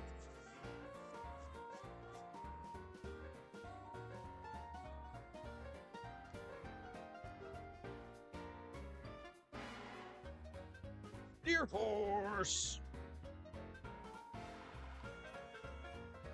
Oh shit, it actually has the manual. I don't think it comes with the trading card that's advertised on the back. I think whoever got this first got that. Or they sold it.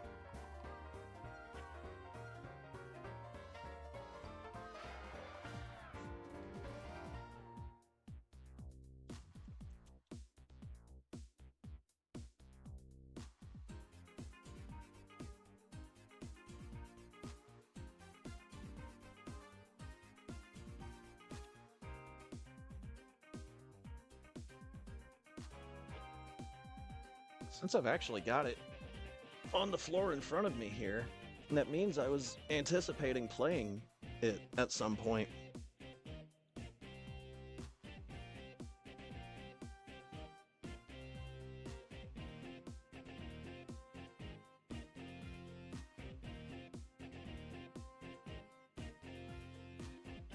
Well, actually, I'm not gonna run through every single game here. I am just gonna use this as an opportunity to think about what I want to do next, though. And I want to... I'm gonna double check my SD card here. Okay, so I don't need that.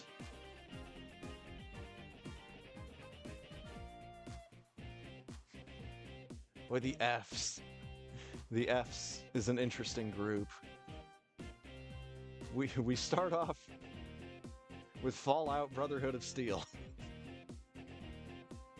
Fantastic Four, Rise of the Silver Surfer, Fantastic Four, Fantavision, Final Fantasy X, Fire Pro Wrestling Returns, Firefighter FD18, Flipnik Ultimate Pinball, and Frequency.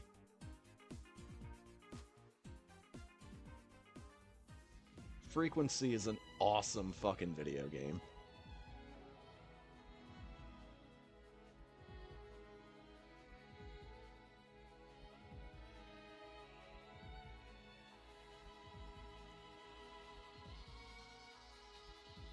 Oh god, Legion, the Legend of Excalibur. Boy, that game is some high quality shit. I remember absolutely hating that game when I played it. As well as McFarlane's Evil Prophecy.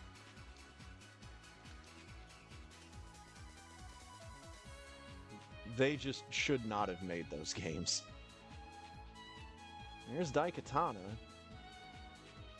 But neither of those letters fill me with strong confidence that it's actually been translated into English.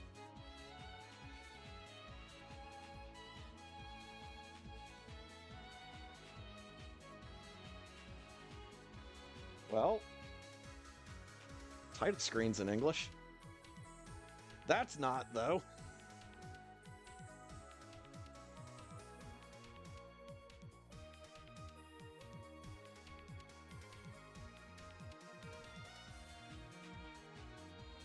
We've got a fair number of games under M.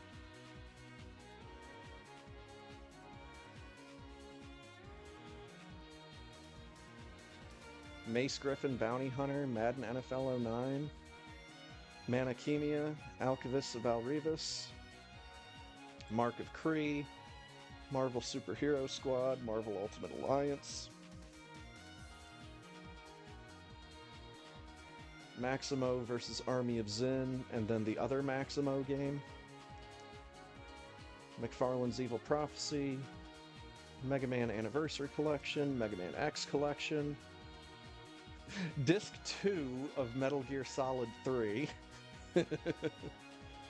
Metal Saga, Metropolis Mania, MLB Power Pros and MLB Power Pros 2008, Monster Hunter, Monster Lab, Mortal Kombat Shaolin Monks, Mortal Kombat Deadly Alliance, Mortal Kombat Deception, and Musashi Samurai Legend.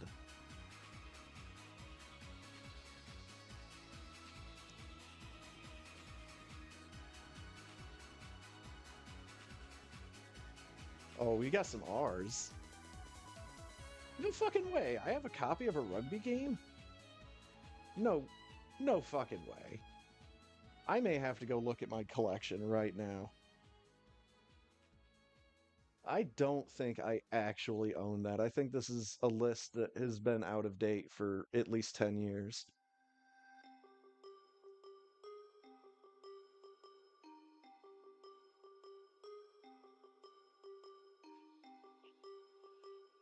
Got like R-Type Final.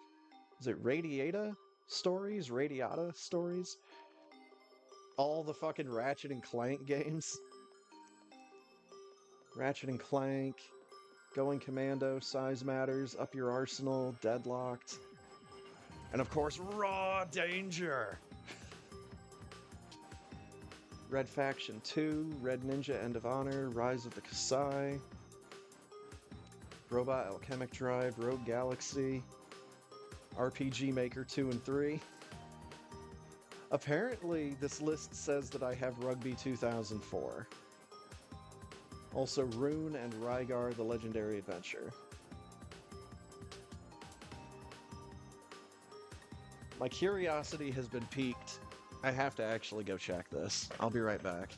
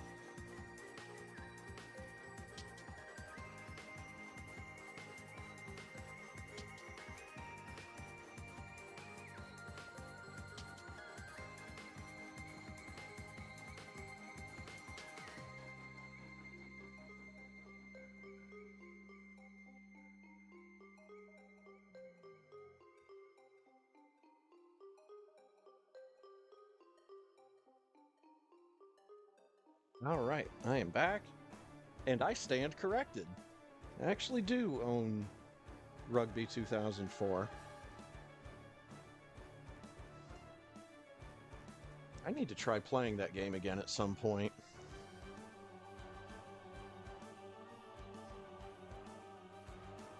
Like, I actually kind of figured out how to play it years and years ago.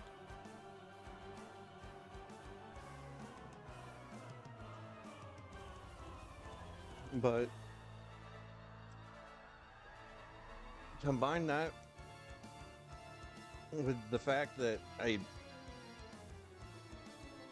didn't back then, and for the most part, I still now do not really understand the rules of rugby.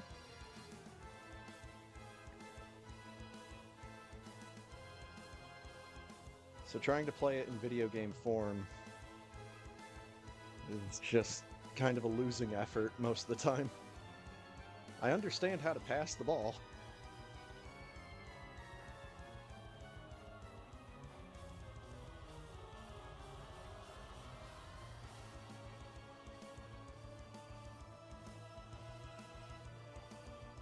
Right, so I can't read what's going on.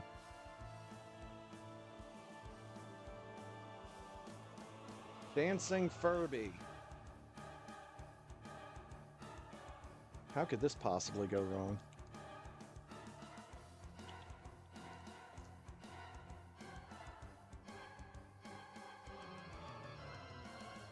Well, we're about to find out. That's why it was $6 and not $6.50. No trading card. There's difficulty levels in Dancing Furby. Yeah, so let's take a look at the back of the box here for Inuyasha, The Secret of the Cursed Mask. Includes exclusive limited edition Inuyasha trading card, as seen on Adult Swim. Explore the exciting world of Inuyasha as you encounter all your favorite characters from the hit TV series. In this RPG, you'll find yourself back in feudal era Japan. How will you get back to the present day? Can you uncover the mystery of the Cursed Mask? Play as one of 2 original characters created by Rumiko Takahashi, specially for this game. Features more than 30 minutes of exclusive anime footage, featuring voiceovers performed by the actual TV series actors, which might be the biggest drawing point for this game, besides the fact that it's an Inuyasha RPG. The other Inuyasha video game that I know about, I think, is a fighting game.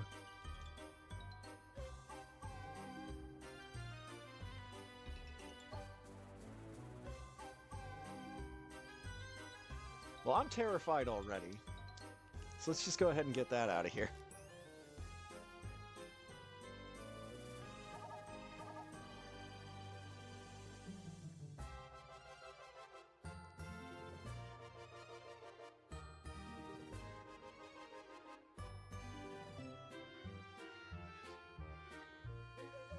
Save Dancing Furby for October. Save it for never. My goodness.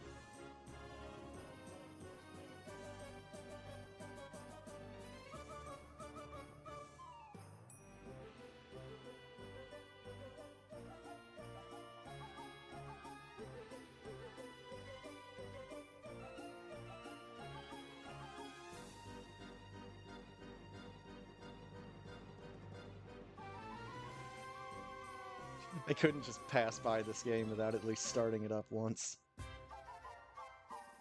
Whoa, my god, what the hell? Who's that?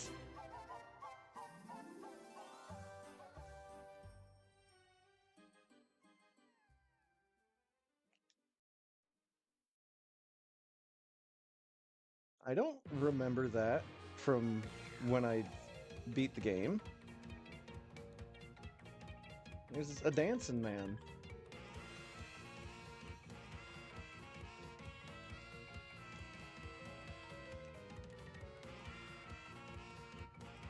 Can I blow him up?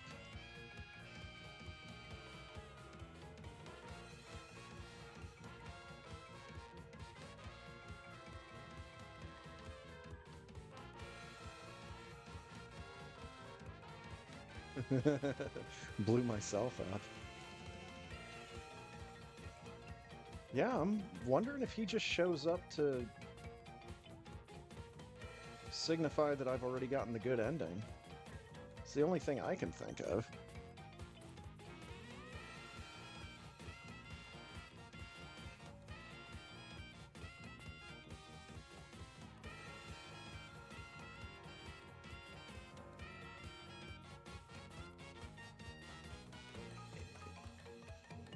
And now for a surprisingly not shit video game.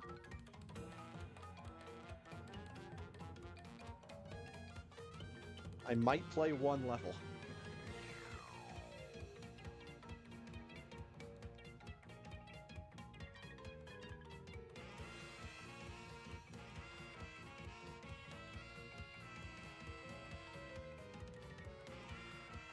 Where am I going with this? Up?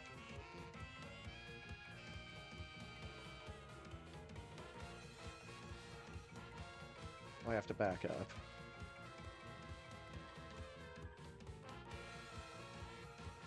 There we go. Yeah! I saw a blind race of like the first 4 or 5 levels of Caterpillar Construction Zone. It's a competent video game. I wouldn't go so far as to say it's good, but it's not bad. It's okay.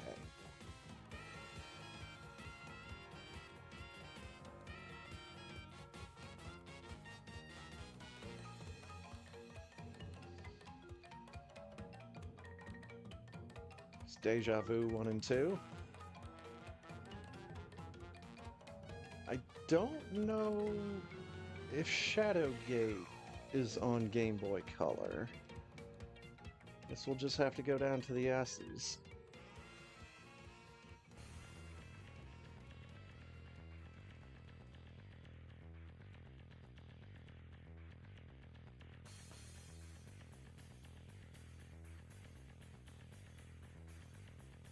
Oh god, ECW Hardcore Revolution on the Game Boy. Forgot that was a thing. That game has to be absolute garbage.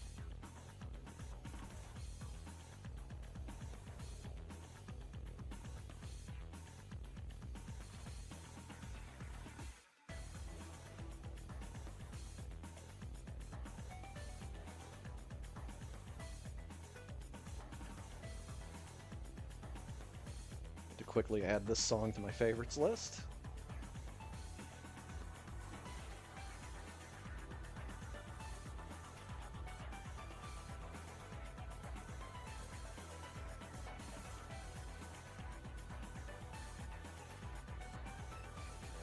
I'm assuming that Hamster Club, Hamster Monogatari, and Hamster Paradise are all Hamtaro games that just never made it to America.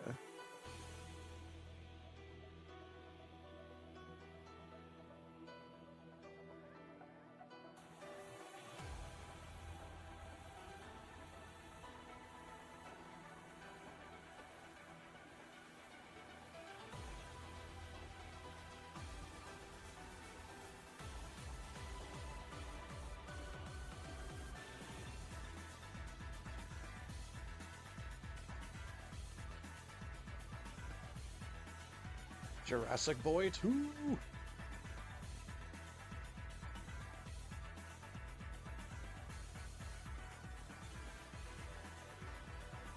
Kirby's Tilt and Tumble. The main reason why I've got a Game Boy player for my GameCube.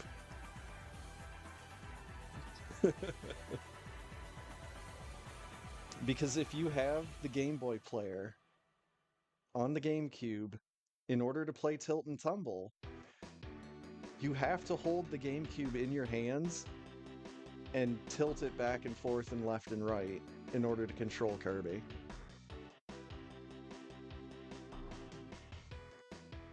Because you had to do that with the Game Boy Color in order to move him on the original hardware.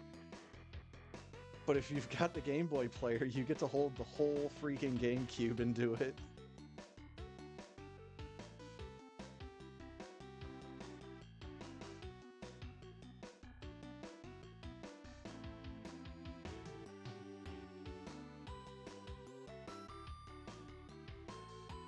M&M's Minis Madness. Marble Madness. Any other kinds of madness? Mary-Kate and Ashley Madness? McDonald's Monogatari.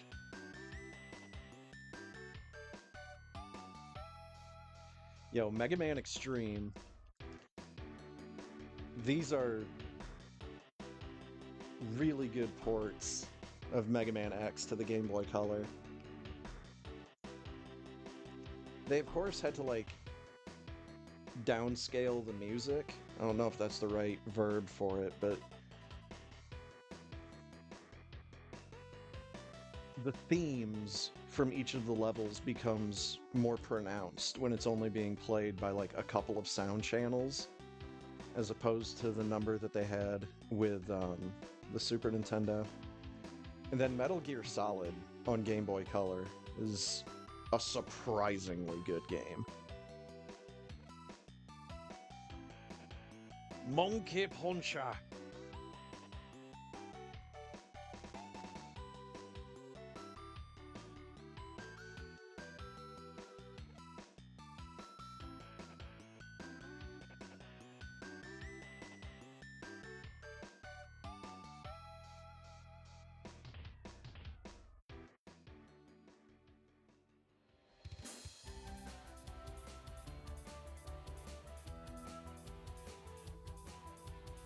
Oh god, there was an in-sync Game Boy Color game, that's right. I'm completely forgotten. Because I never gave enough of a shit to know in the first place.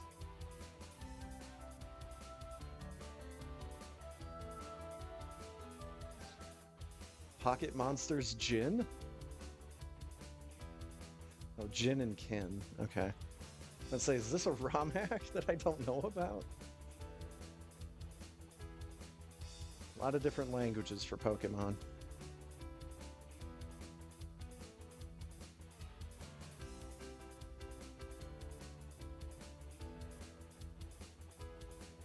I actually bet these Power Rangers games aren't that bad.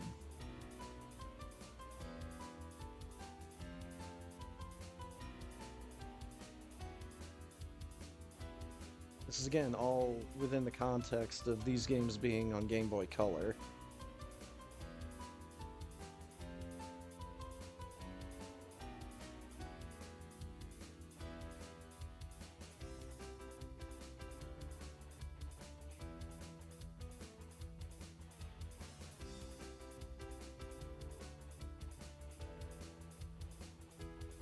Santa Claus Jr.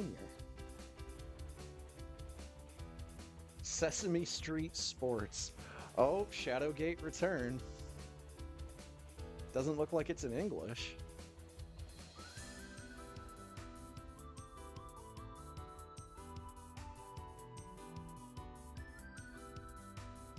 Guess if I had an English version, it would be right next to it.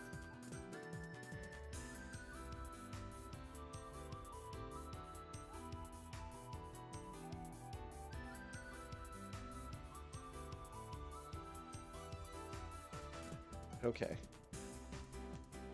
I don't know the order of the commands on the list there.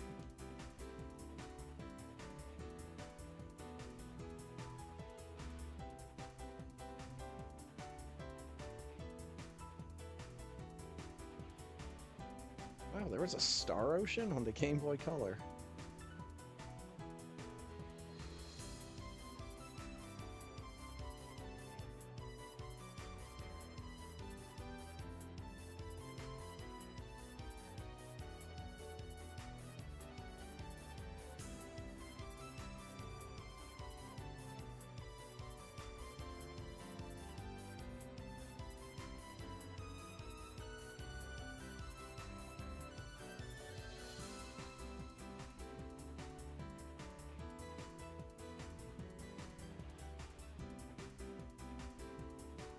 Oh, speaking of wrestling games that are probably white-hot bullshit.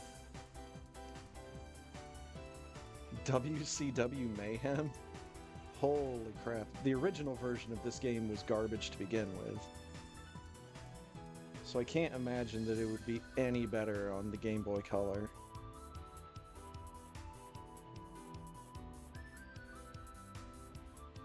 Oh, God.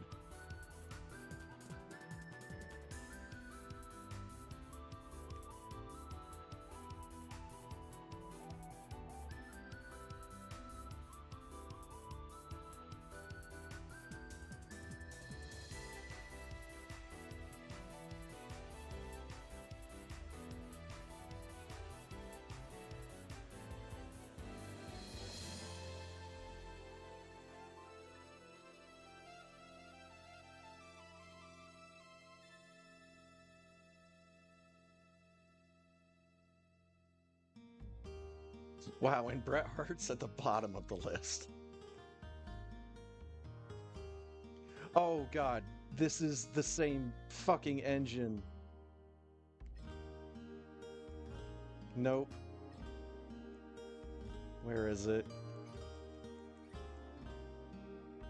Yeah, WWF Betrayal. It's the exact same engine. Like, they barely changed any of the sprites.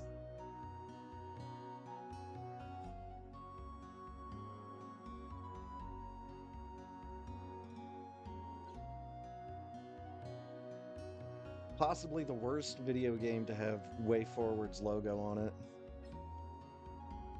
Be Stone Cold Steve Austin.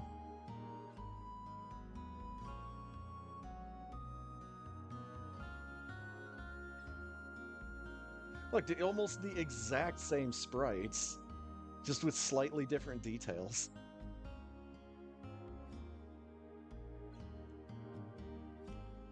Which is not a symbol of any kind of quality, because WWF Betrayal sucks.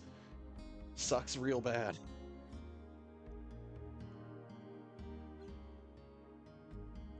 A lot of Yu-Gi-Oh games that are not in English. Whee! Back to the top.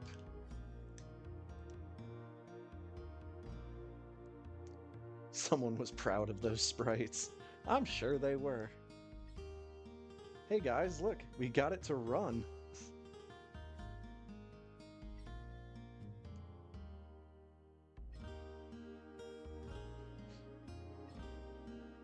And they really, really should not have.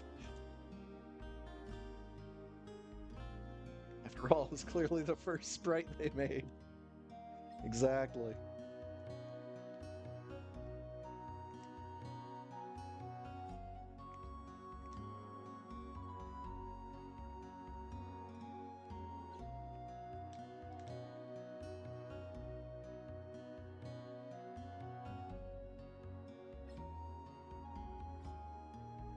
Clunk. Clunk!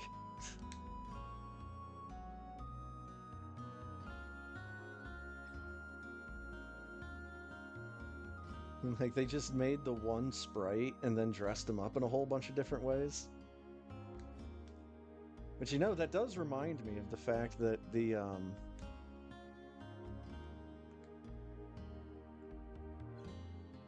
drawing the wrestlers as South Park characters used to be a really popular thing back in the late 90s, early 2000s.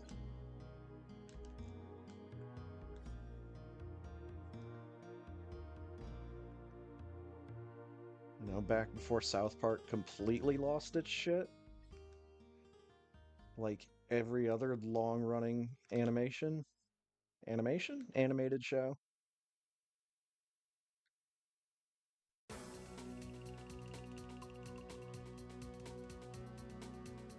At some point, you've told the story that you were trying to tell at the very beginning, and now you're just reaching for ideas.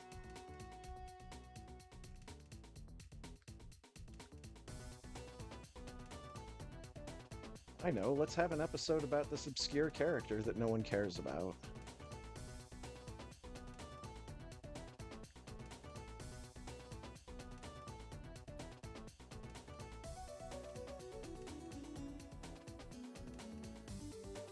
Jazz Jackrabbit 3 still had some good music, but it can't hold a candle to the first one.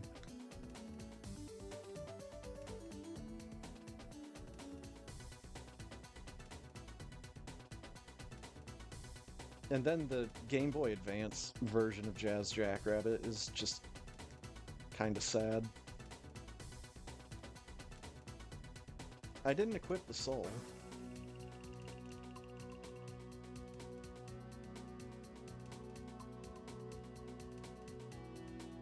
See, Jazz Jackrabbit, the original one was, what if we gave Sonic the Hedgehog a gun? Was basically the premise. Gonna have your character go really fast, and he's gonna be able to shoot shit. The Game Boy Advance one is just like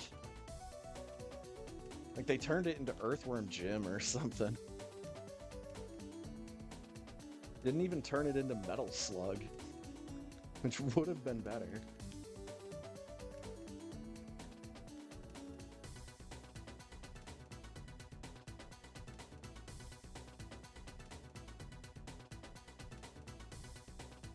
Would have even turned it into Gunstar Heroes, and it still would have been good.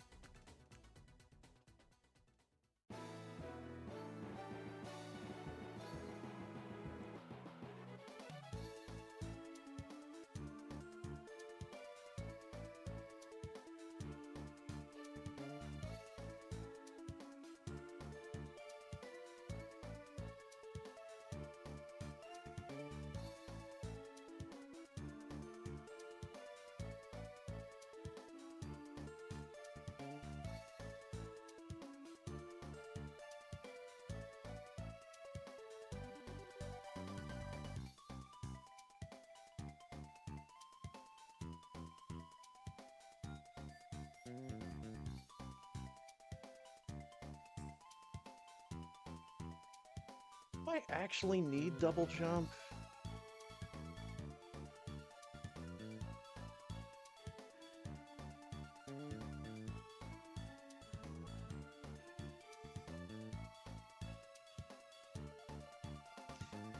I kind of...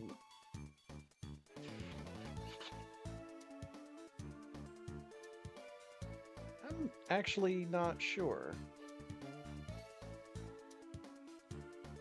if I need double jump. Let's go do some science.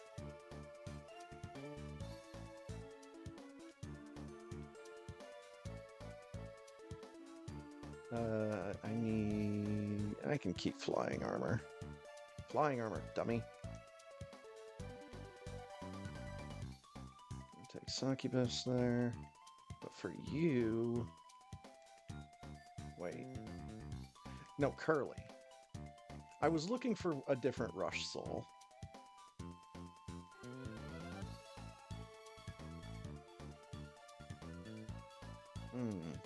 No, I do need double jump. Not for this section here.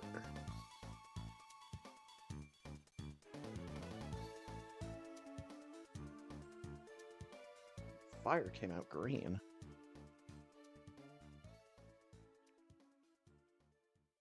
Well.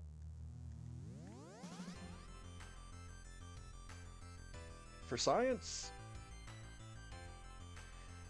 Oh, I think I do need it to get through this room. Yeah, because I can't get up on that platform. And I don't have Giant Bat just yet. Because Giant Bat is what I'm on my way to go get when I get to this part of the map.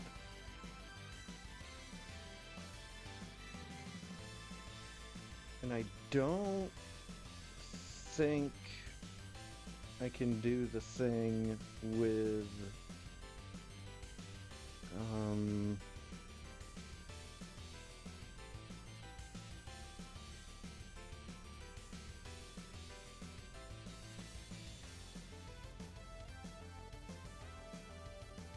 the Medusa head, and I don't even have that soul. And that's way too low on that platform. Can't just like kind of clip up onto it. Okay, good to know. Actually need double jump.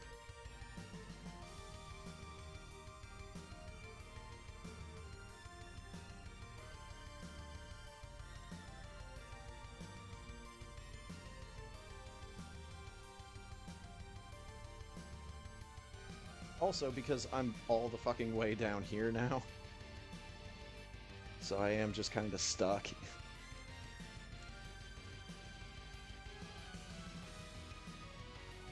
It's what happens when you go out of bounds and you're not sure if you're doing the right thing or not.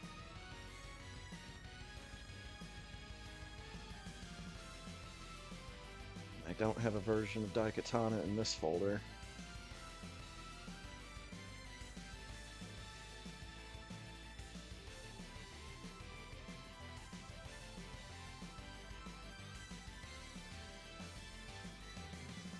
Well,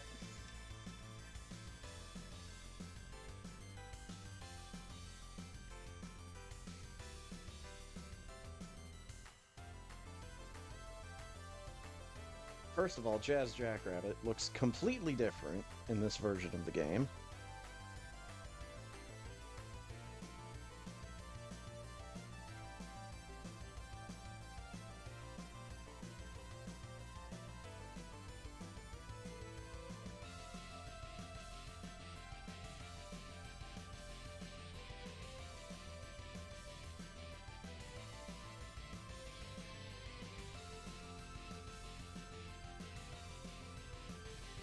It's not even the best rabbit with a gun video game that I've played.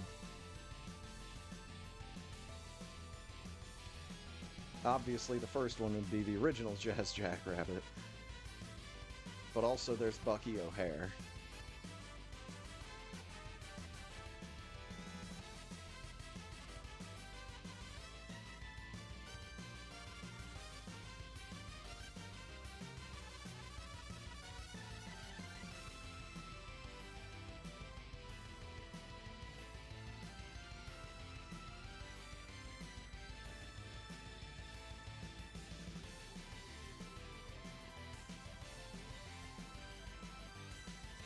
Gun.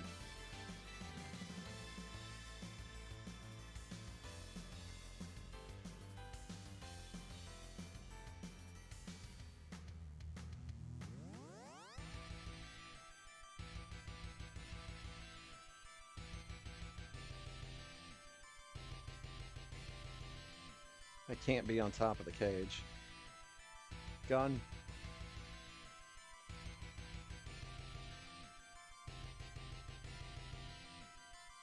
Doesn't have continuous fire. And yeah, Earthworm Jim.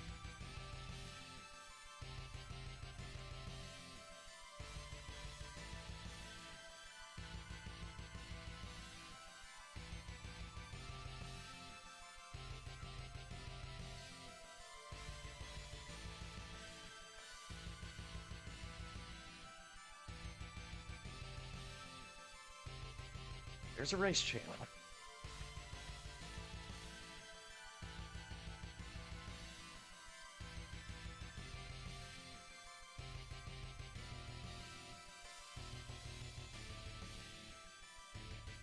And of course, the one thing I always do when I load up James Bond 007 is I play blackjack. And I bet all my money. With a goal! We remembered this time. Fantastic. Alright, who's ready to go broke in a single deal? 15. Stand. I lost.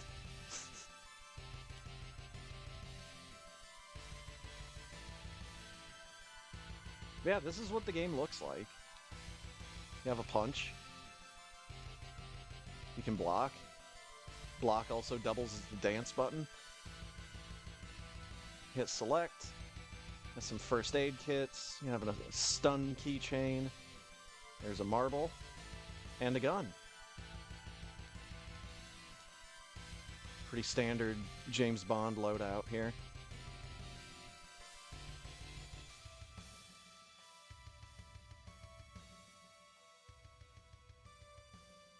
You're very suspicious.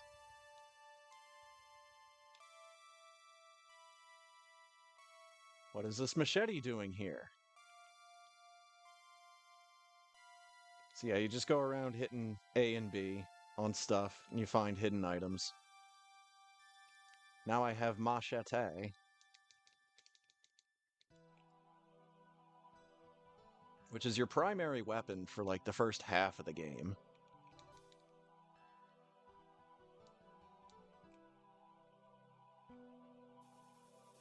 Let's beat that dude to death. Hit him with the blunt side of the sword.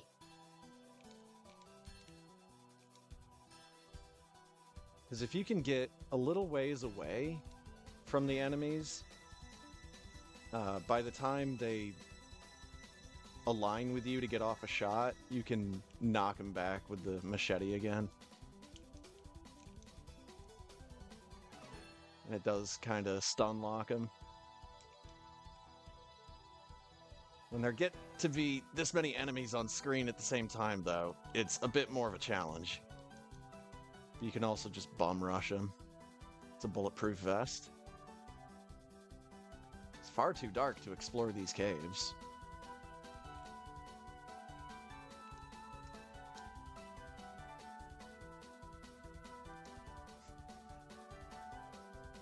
The good old I Spy Challenger.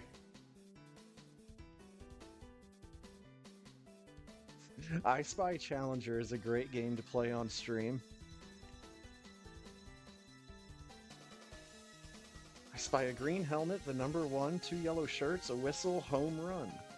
A golfer, 2 skiers, a man on a bike, a sneaker that's blue, and a mitt from Mike.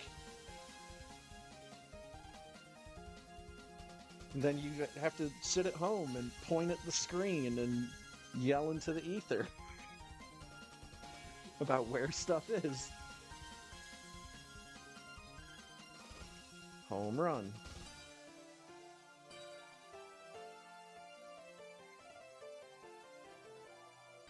A man on a bike.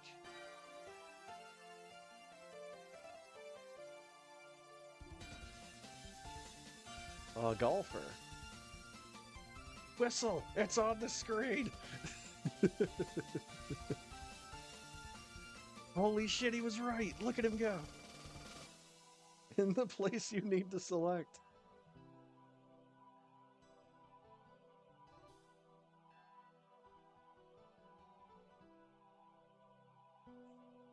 Still have a little bit of time to be stupid.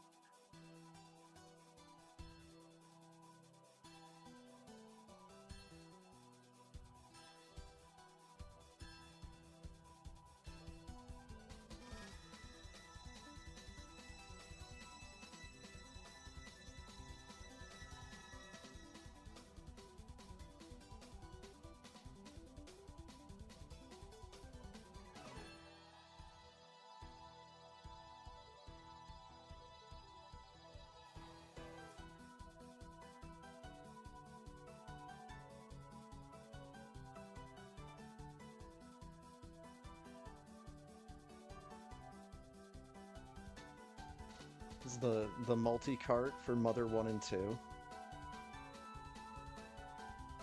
Which really the only kind of interesting thing about this game is this title screen. It's very well animated. Also has a graphical representation of the version of Earthbound that I've actually beaten.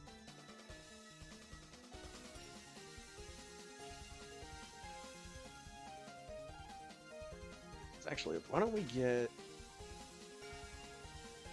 some manner of Super Metroid loaded up? Dance button. We build smiles. Hell yeah. We build smiles tooth by tooth.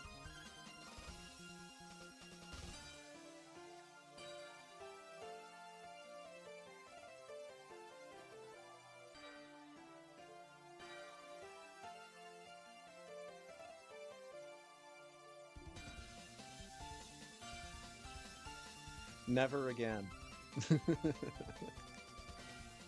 Get out of here. Pick my boy Bob. I like Bob. But I also wanted to come over here and pick up the keyboard.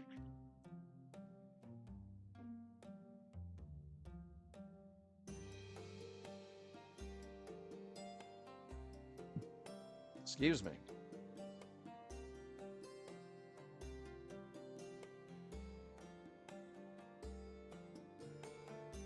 SNES Earthbound, cart only, $360 fucking dollars.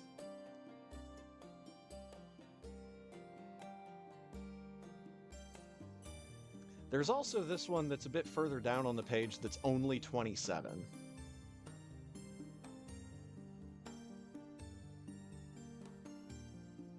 It's got 23 bids on it right now.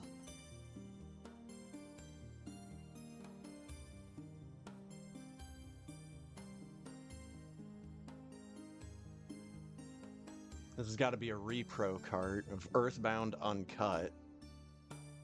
Not exactly sure what that's supposed to imply.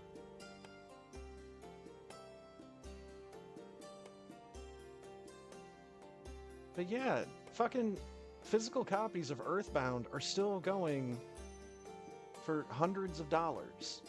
Why?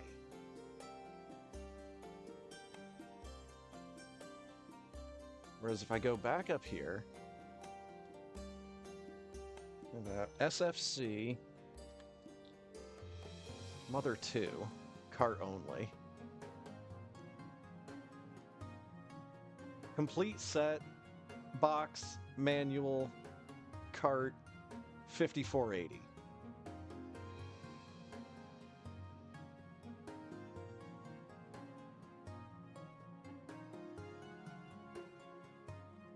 $21, card only. Yeah, I'm seeing a whole bunch. It's just 20 bucks.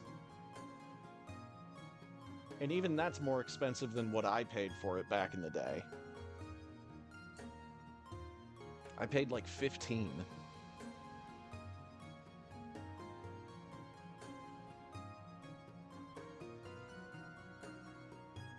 Again,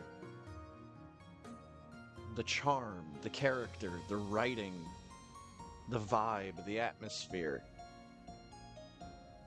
That's what the game has going for it. Mechanically, it's Dragon Quest, which is already like a step down from the RPGs that I grew up enjoying, which was the Final Fantasy series and Chrono Trigger.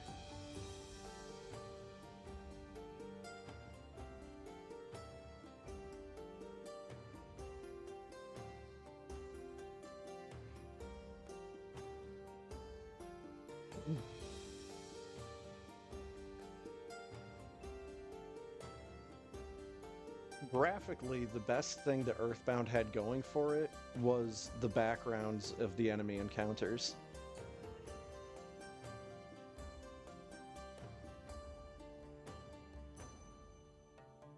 It was like wavy psychedelic patterns were pretty cool.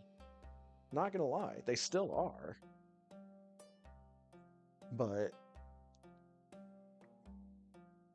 there is absolutely nothing mechanically special about Earthbound.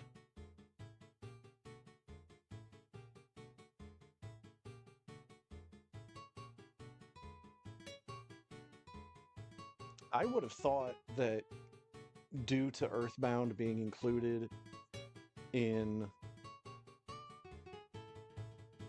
like virtual consoles or in the SNES Mini, that it would have actually forced the price down. But not so much, because a whole bunch of fucking scalpers bought a whole ton of those things and then sold them on the internet for inflated prices.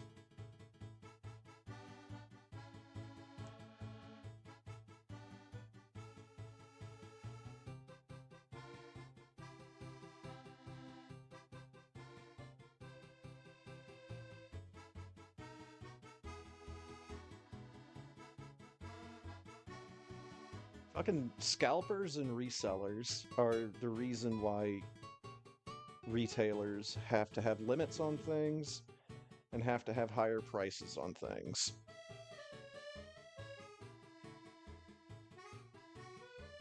And my favorite part is when the angry customer wants to blame the government for it.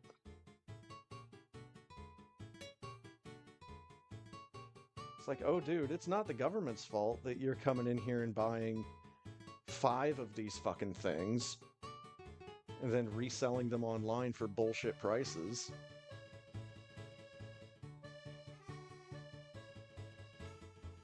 Or that you're coming in buying 25 boxes of fucking 22 rounds.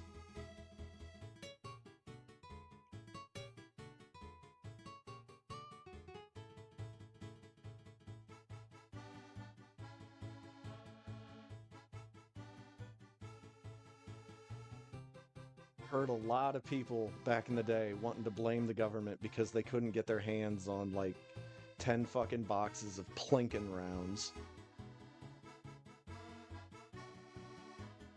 Do I still have that 122 bullet in here?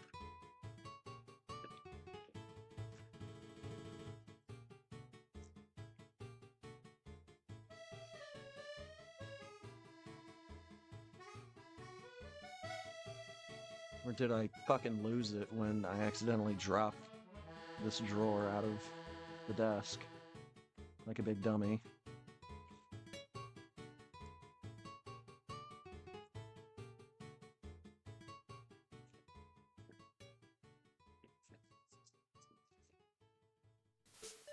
I mean, either way, 22 rounds have like 0 fucking stopping power because they're so goddamn tiny. And the only reason you buy them is for fucking target practice. Maybe to take down real fucking small animals.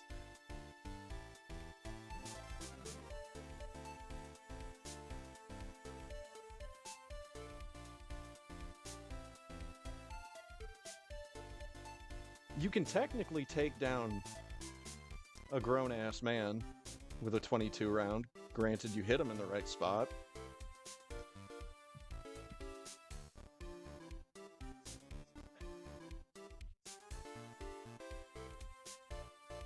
But again, just like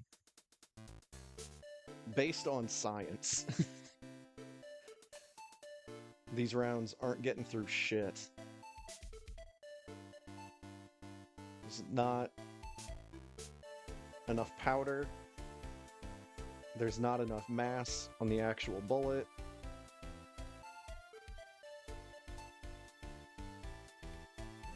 You're really just shooting empty pop cans off a wooden fence. And you're trying not to, like, disturb the neighbors with the sound of an actual handgun going off. Which is loud as fuck. 22s are like a really, really loud hand clap. Maybe like a really loud finger snap. Anyways, Subsonic 22 is kind of fun. Well, you'd know better than me. Anyways, I'll be right back.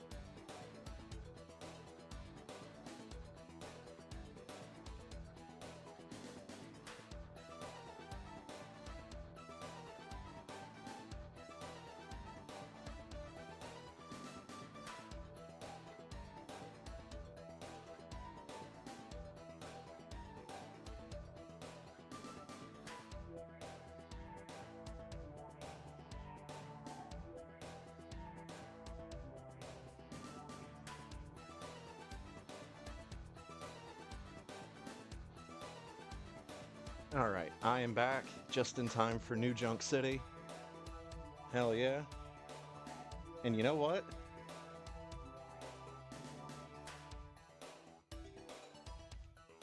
That's going to influence my decision here.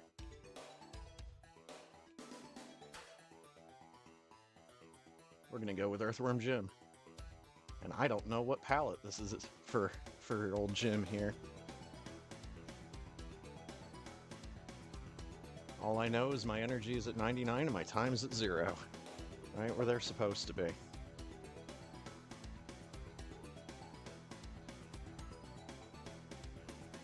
Neither of those are Control V. Luck good, fun have. Thank you, Firebat. Same to you.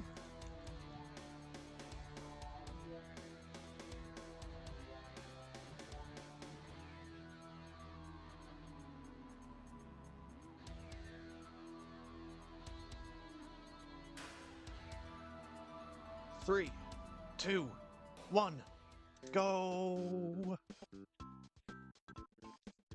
Oh, now I should have been Yoshi. Anyways, wanted to real quickly touch on a point that Ponk and I were talking about earlier in regards to the Skyblivion mod project, and is currently still ongoing.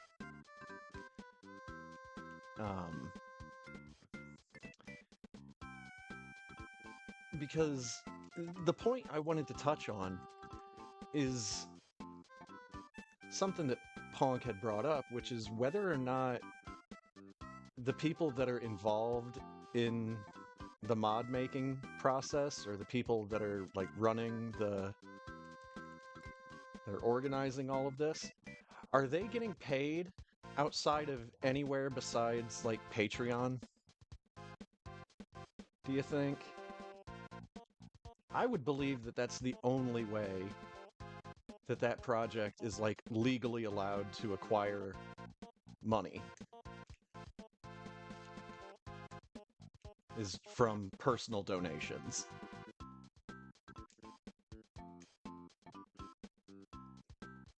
Unless, like, the organizers of the mod are independently wealthy. 43 even. Unless the organizers of the mod are independently wealthy and they're paying people out of their own pocket, which I don't believe, personally.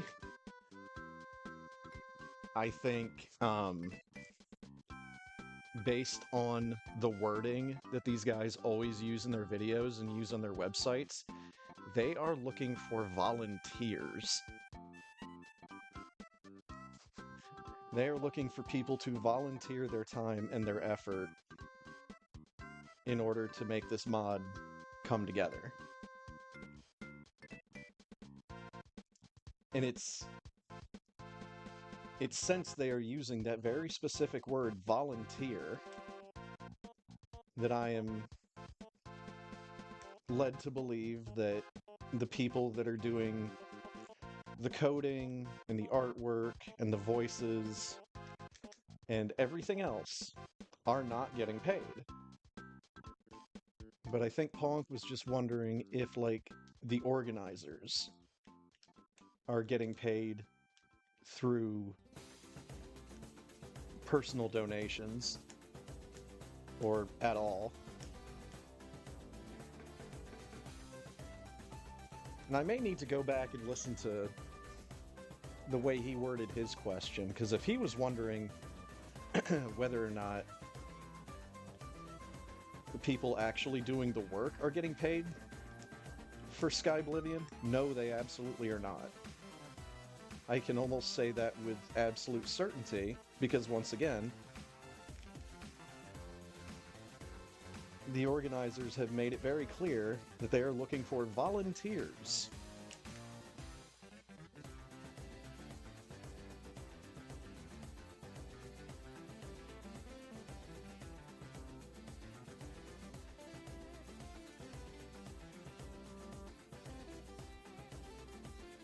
And it really is no small wonder that Bethesda didn't hit these guys with a cease and desist. But at the same time, with how they ended up releasing the Oblivion remaster, it kind of took people by surprise. They gave people like next to no notice that that was even something they had been working on.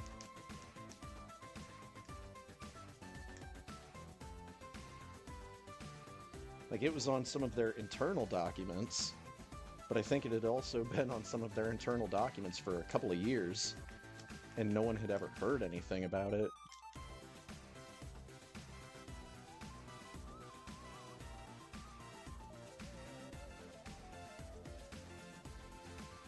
But I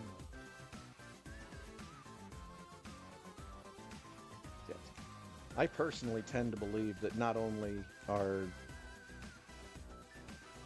none of the people actually working on the project are getting any kind of kickback, but if anybody is, it's probably just the people at the very top that are possibly taking Patreon donations.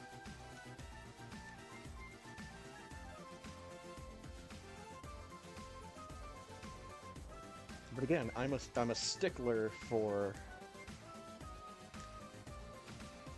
people's choices in terminology.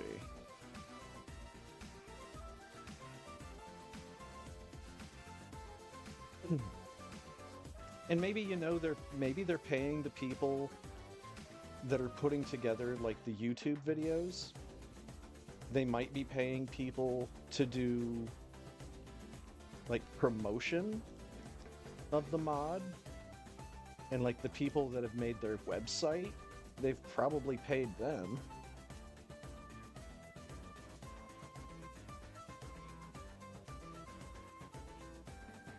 But it's really hard for me to believe that people are getting paid when they're throwing around the word volunteer.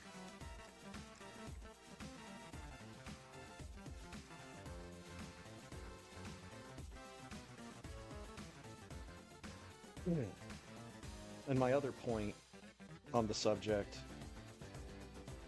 which was something else that I brought up with Ponk, is just that these guys have like a month and a half to hit their release goal, and I don't know how close they are to getting there, but from the relative level of inactivity that I've seen on their YouTube and on their social media, kind of makes me think that they've bitten off a bit more than they can chew by trying to say that the mod's going to be coming out at some time this calendar year. And then to recently hear about someone that was previously working on the project saying that,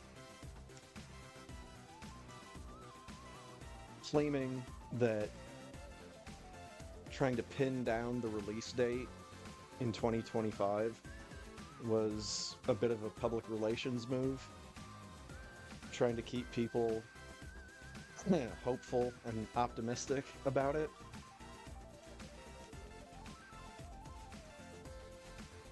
And I wish they wouldn't have tied themselves down to a particular date. I wish they wouldn't have given themselves a number, you know?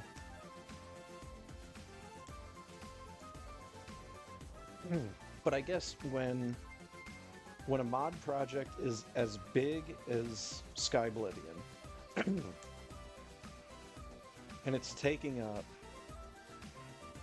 a huge amount of time and energy from a huge community of mod creators,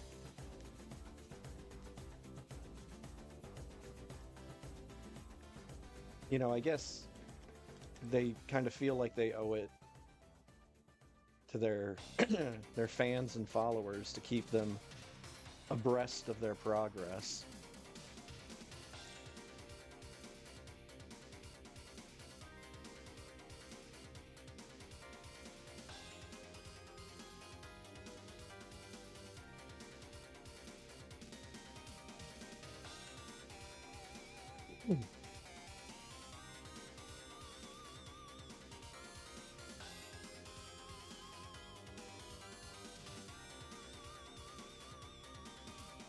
There's also like that other giant mod pack.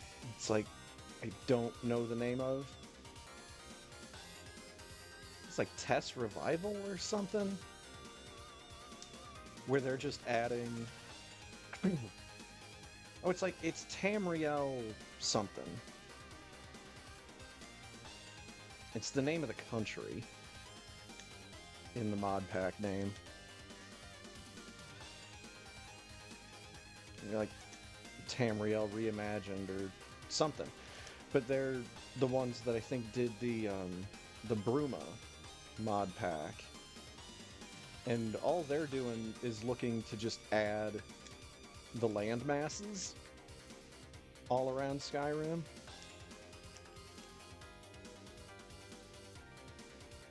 And then, of course, the one that I give the most amount of a shit about is the Skywind project, where they're basically doing what they did with Sky Oblivion, except they're doing Morrowind. They're bringing that into Skyrim's engine. I am easily more excited about that one than the Oblivion one, but that's because I really like Morrowind. And I never expected, when Morrowind was a brand new game, I never expected that I would have liked it.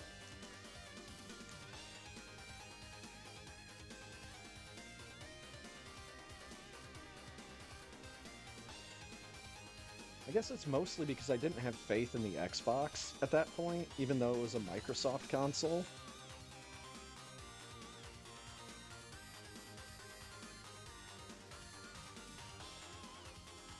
It's kind of just like, yeah, how long is Microsoft going to screw around with the console market? Turns out they're still doing it.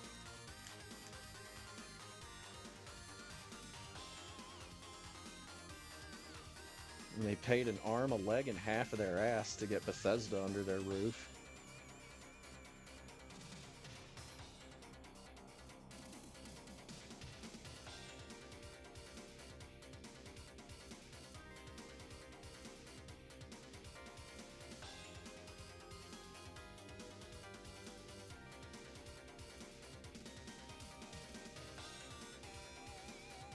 Right up his nose. At least I didn't whiff the second one.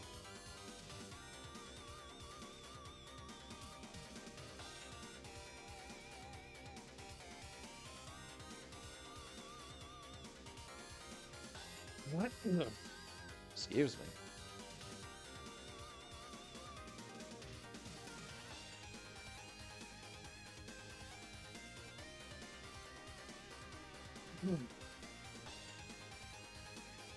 But yeah, I would have thought that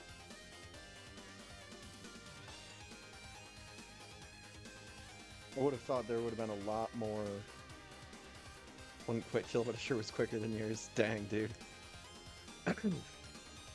Kraid's just not having our shit tonight.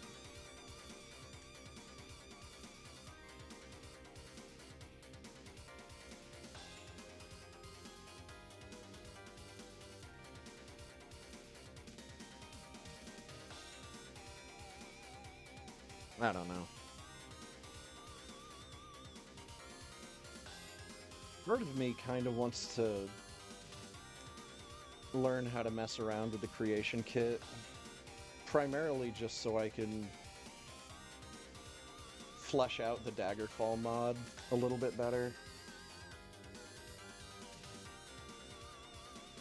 Although, on my most recent playthrough, I actually found out about something that I didn't know previously. And that is the fact that there are actual, like, spell vendors in some of the castles that you have to go to. And I never knew that, because I never bothered going around and talking to any of the other NPCs. Clicked on one of them, they're like, you know, just a standard spell dealer, but in the Daggerfall mod, that's the only way you have access to, like, any spells. Unless, you know, you get them through random chance in treasure chests or loot piles.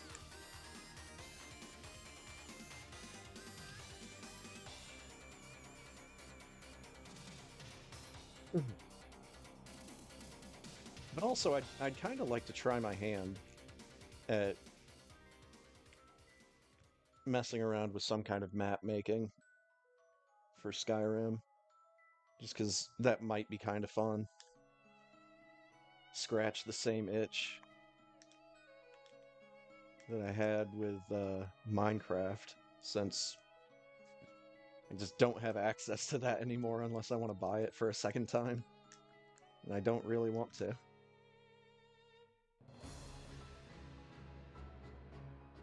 Didn't like Minecraft that much. Still got Starbound. Still got Terraria. Still got Stardew Valley.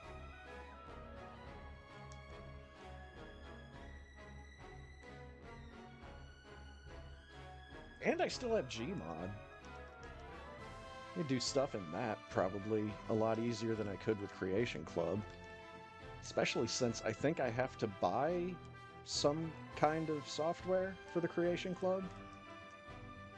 Or Creation Kit. I'm not sure. I've never really looked into it. But I have frequently thought about the idea of adding a gold mine into Skyrim. It's so that you have consistently at least one place where you know you can go to and find gold.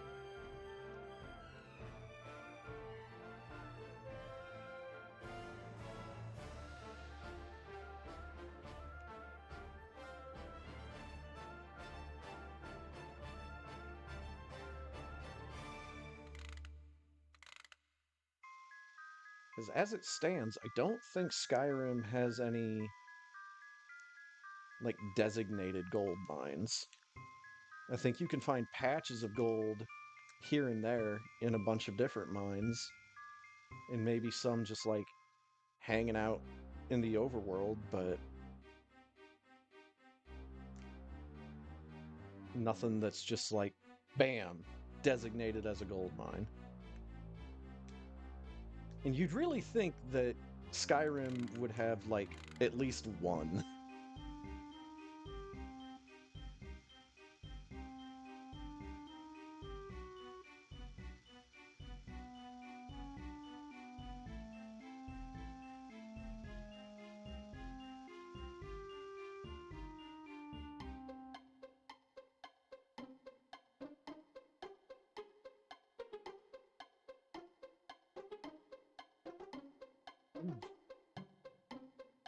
But just like the ability to go into the Daggerfall mod, add some more buildings to some of the cities, make it so that you can actually, like, do stuff in, like, the Mages Guild or the Fighters Guild.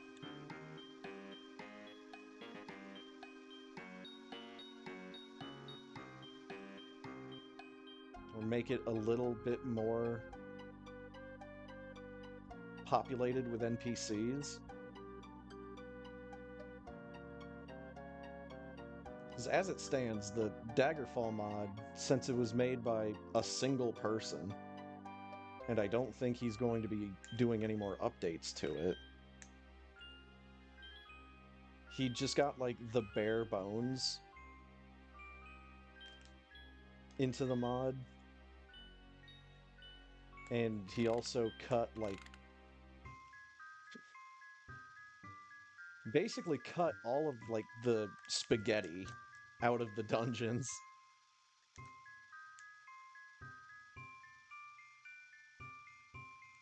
Actual Daggerfall dungeons take you multiple in-game days to get through just because of how labyrinthian they all are. The Daggerfall mod for Skyrim cuts all that shit down by so much. You can get through a number of dungeons in like a couple in-game hours.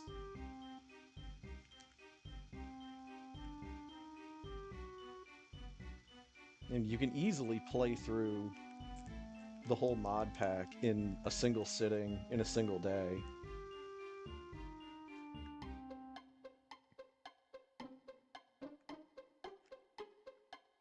Just because I haven't done it doesn't mean it can't be done.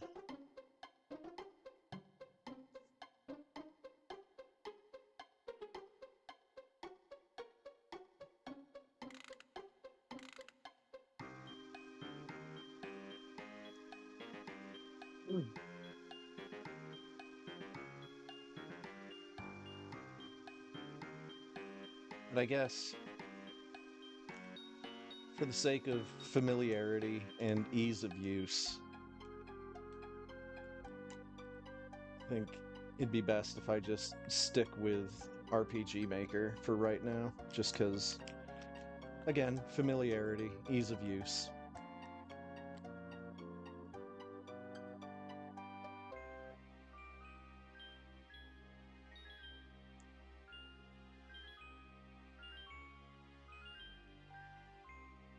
It might be worth popping over to the Nexus to see if the Skygerfall guy has, like, a Patreon or something.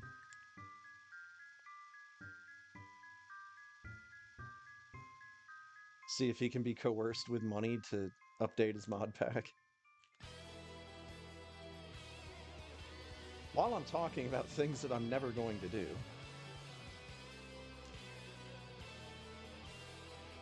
also going to hunt down the last unicorn in existence. Give it to Tom Cruise.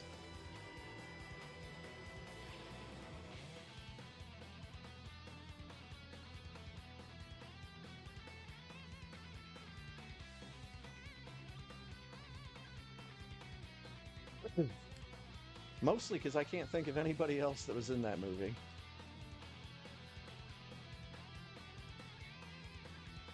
Maybe Tim Curry played the devil? Thought he played the devil in one of those 1980s high fantasy movies.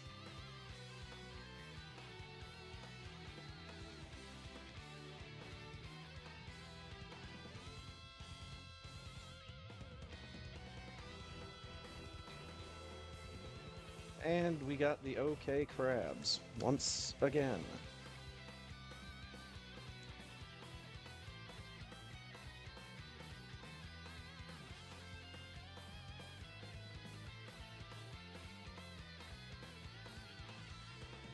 Go, Jim, go! Hell yeah. 26%.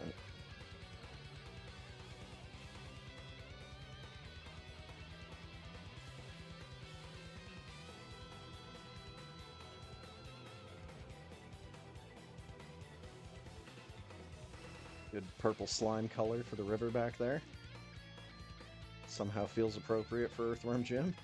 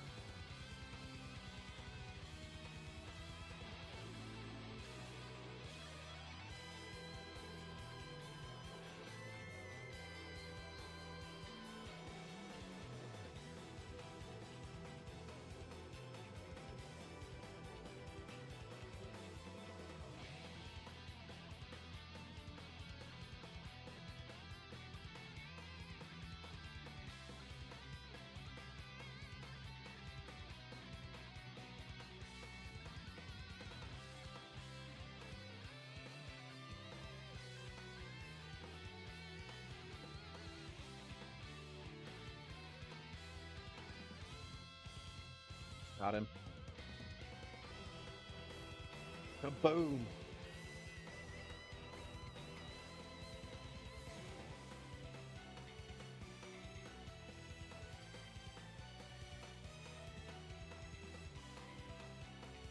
As long as I hit him with 2, we're good. Got him.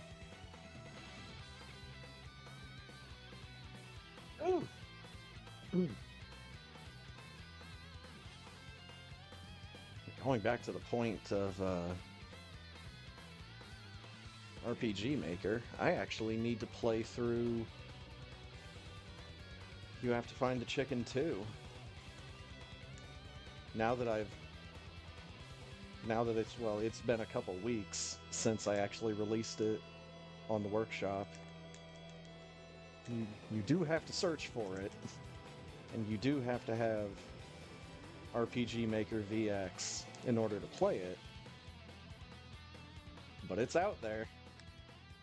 If you search for You Have to Find the Chicken, you only find that in the first game.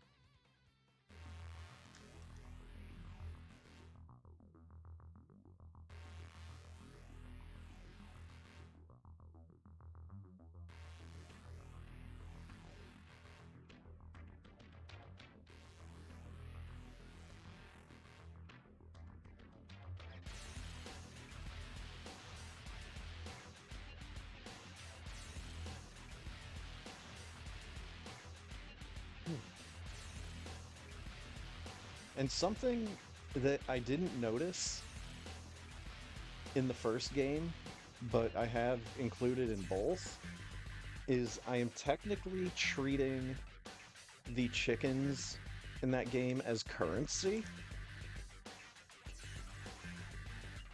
So that every time you pull up your menu, you see how many chickens you have already collected. Down in the bottom left-hand corner where your gold count would normally be. Have it set so that every time you get one of the chickens, it ticks that counter by 1. Which is a real simple command. It's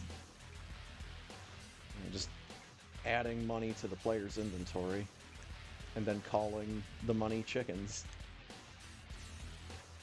Which I have a feeling would be a lot more useful in the second game since there's 100 levels.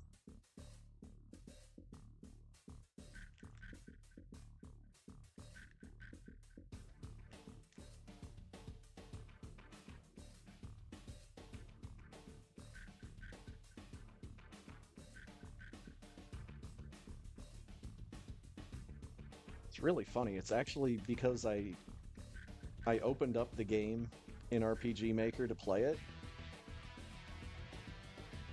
and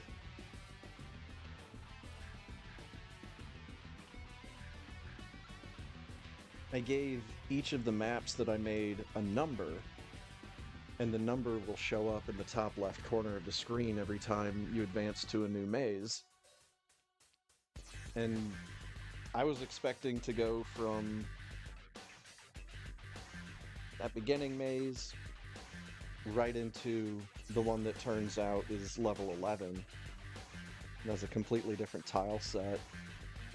And when it took me to map 2, I was like, wait a minute. And that's when I noticed the little drop-down menu boxes next to all of the map names, and I was like, oh shit.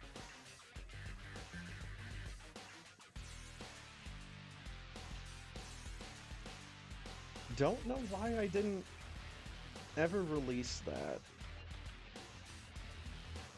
10 years ago. It must have just been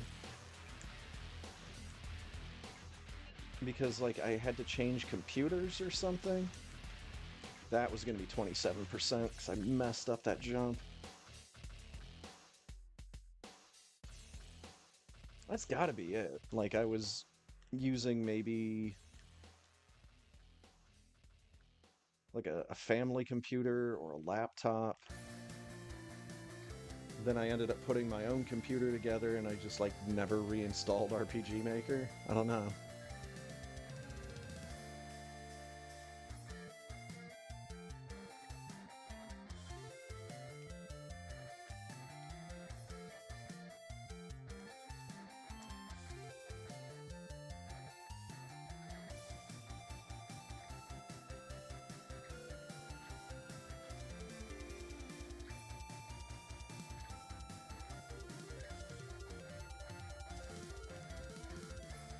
Still think I need to do a little bit more work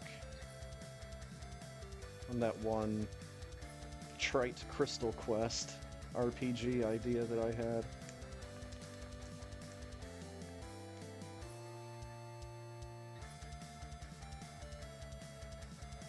Still really like the idea that I had about changing the monster groups in the dungeons based off of how many of the dungeons you've already completed.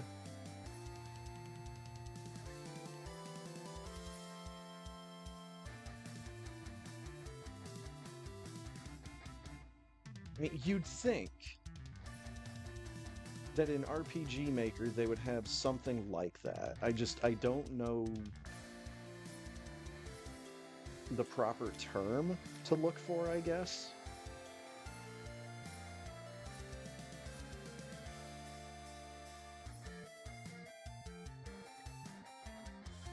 It's like, you know, check the player's inventory for this specific item.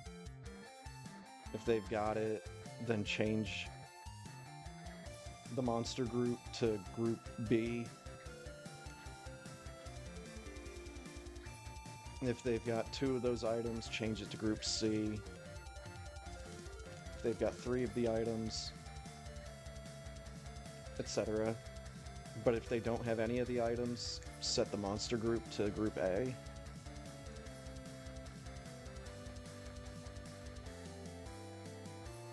Really just need to get in there and see what I'm working with. Which, of course, is has a high likelihood of getting put off into a later date, and possibly never happening.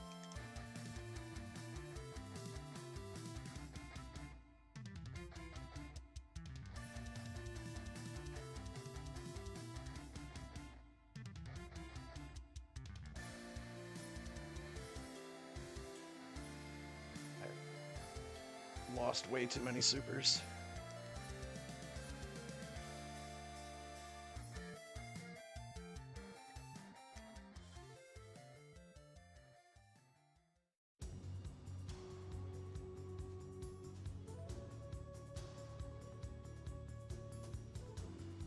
Cool.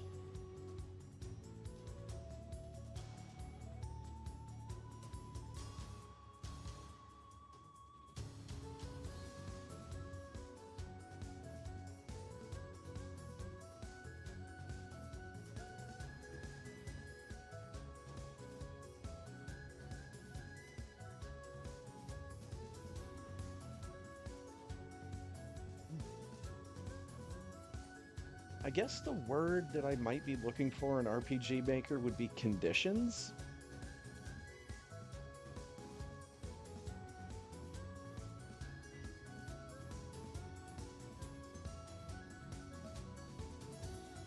But again, I need to open it up and start messing around with event tiles.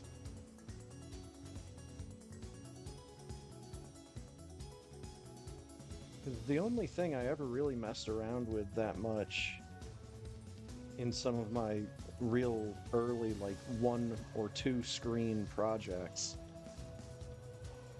was just like maybe adding a parallax for the background and adding some music.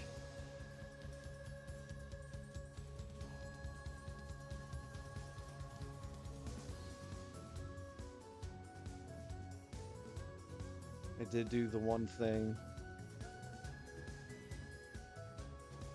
where I like sporadically placed these little like one-time use jump scare tiles. I had like some big red monster eyes flash up on the screen and like a big thumping sound would play. And then right before the enemy at the end of that particular hallway, it happens like a couple times in a row, and then there's like a big roaring sound.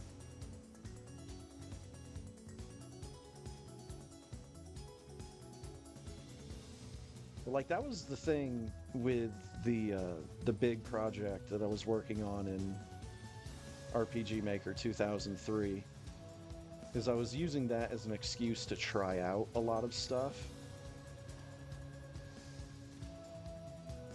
And most of the simple shit that I wanted to try ended up working.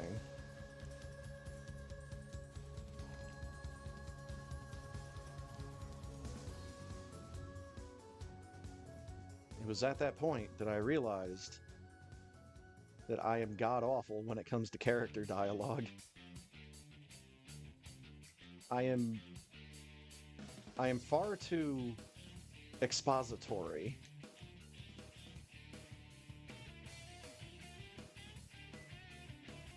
My character dialogue is way too exposition heavy.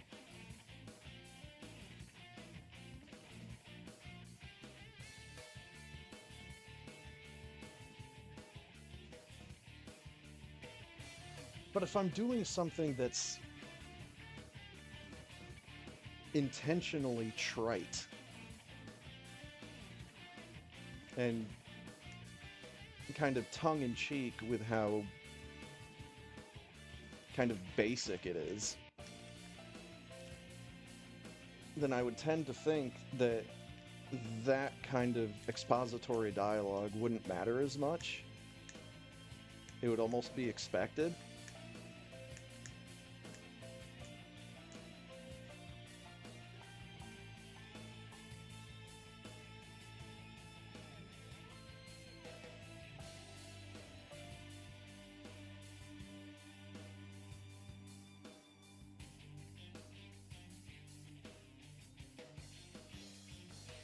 Even then, I'm still gonna have to use ChatGPT or something to help me come up with some things, or at least guide me in the right direction.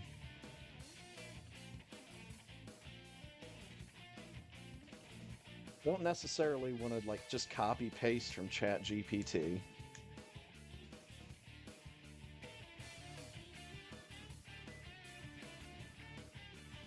But if I can use it to get me going in the right direction,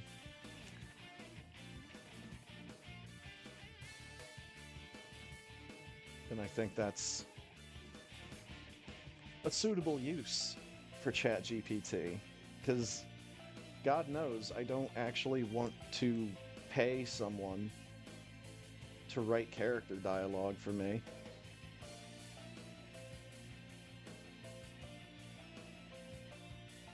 And I don't really just want to steal it from someone's role-playing message board or something.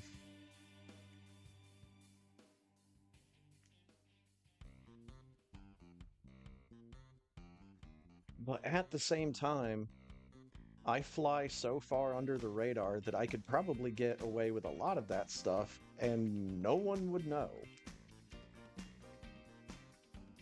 No one would be any the wiser.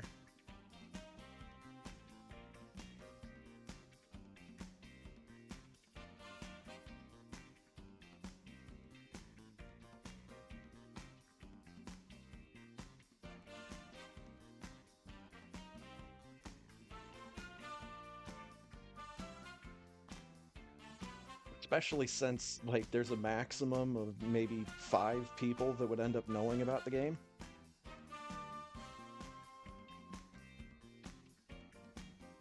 Including myself. So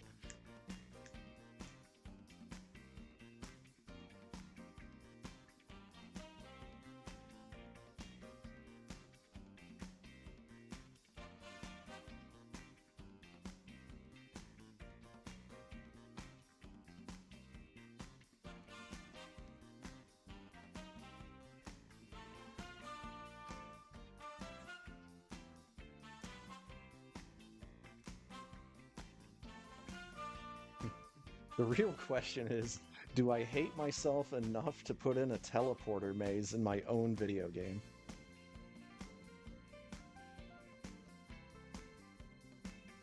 I kinda don't think I do. If I did, it would be like a super simple one. But even then...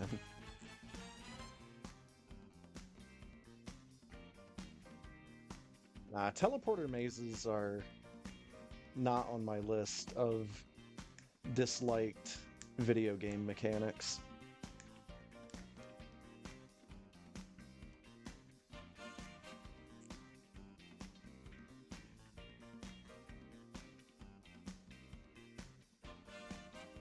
Which I ran into a couple of those earlier tonight during Split Fiction.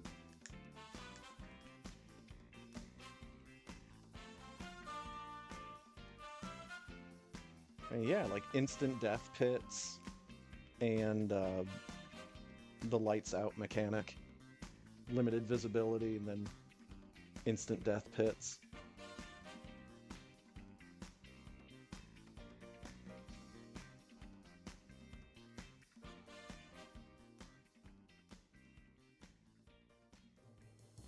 Another big one on that list is escort quests. There's only ever been a few cases where I felt like escort quests were done right in a video game. The one I will point to is Morrowind.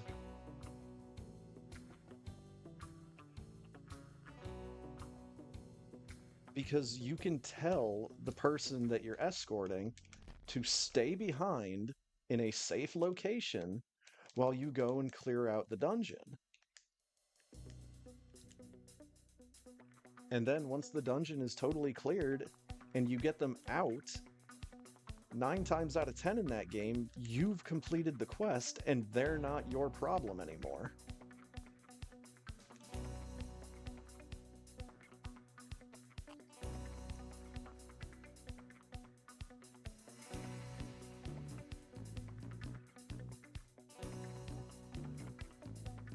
And then you get unfortunate video games based off of once popular television shows, like Eek the Cat and Rocko's Modern Life, where the entire fucking game is an escort quest.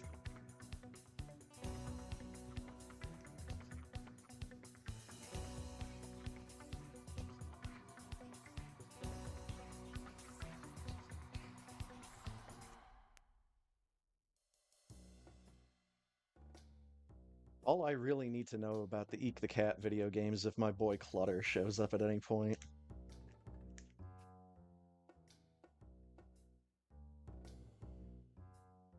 Clutter was a cartoon character, had his own little segment on Eek the Cat. They'd show like a 10-minute episode of Clutter in between Eek the Cat and then something else.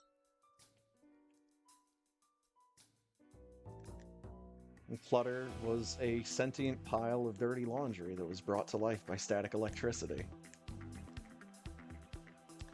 And for a good long while, I thought that I was like conflating some memories of different cartoons and just mashing them all together in my head, and I was just not remembering correctly.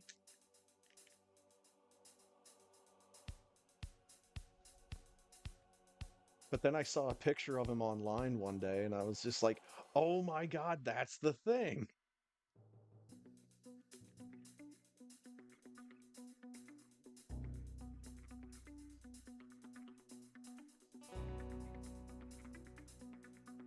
The thing I did not remember about the character is how, like, fast and twitchy he was, which makes sense. He's charged by static electricity, but at the same time, he's like kind of like bird-like with how fast and twitchy he is.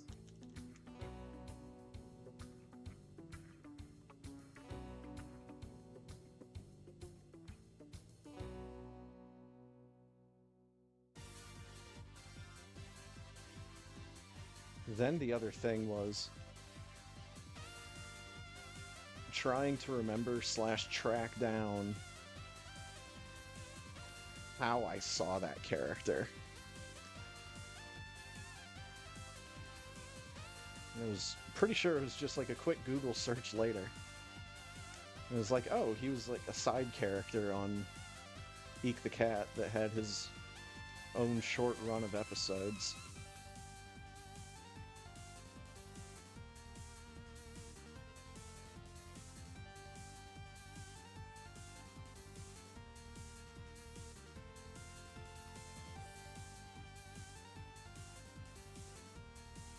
Because I did like cartoon variety shows, basically.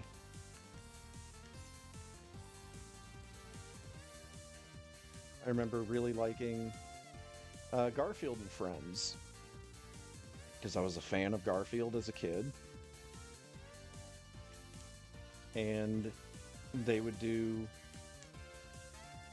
an episode or two of Garfield, and they'd have the U.S. Acres cartoon thrown into the to the middle.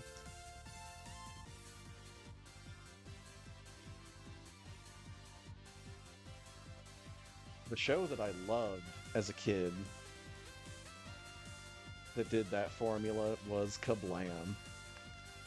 I absolutely loved Kablam as a kid. But there were definitely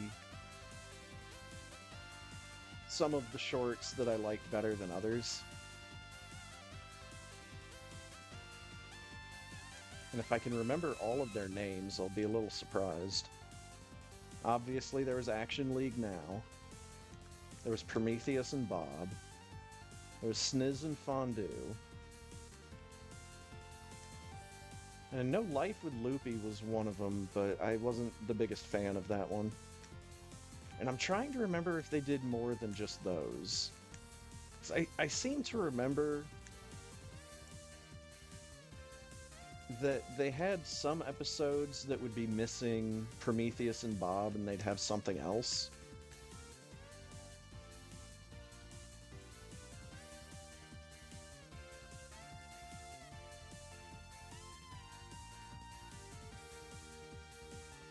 And I remember that's also kind of how Cartoon Network started off with the Grim Adventures of Billy and Mandy.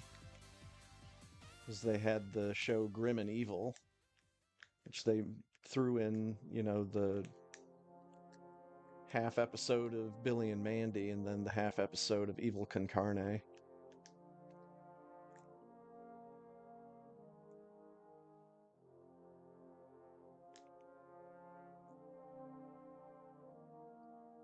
I'm trying to think if a couple of the cartoons on Cartoon Network started out that way. Like Cow and Chicken and I Am Weasel. If they maybe shared a slot early on, since they're both by the same guy. And they both have a lot of shared characters, including the main ones.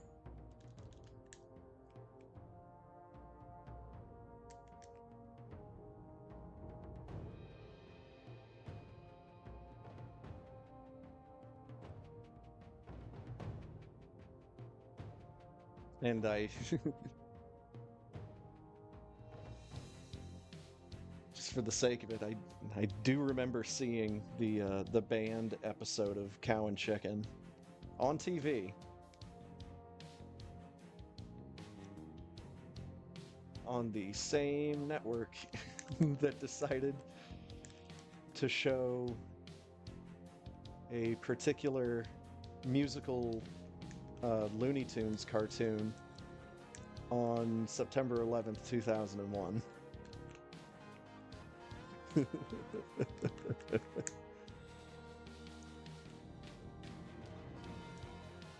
I don't remember the name of the Looney Tunes episode or the Looney Tunes cartoon.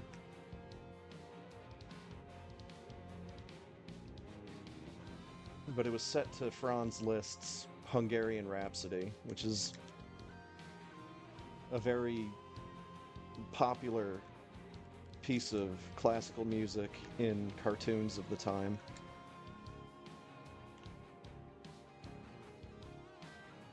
And to the beat and to the music, they were building the Umpire State Building. And then at the very end of the song, at the very end of the cartoon, the construction workers close the front door on the building, and the whole thing comes tumbling down. Yo, Firebat taken first with a 48.04. GG. I just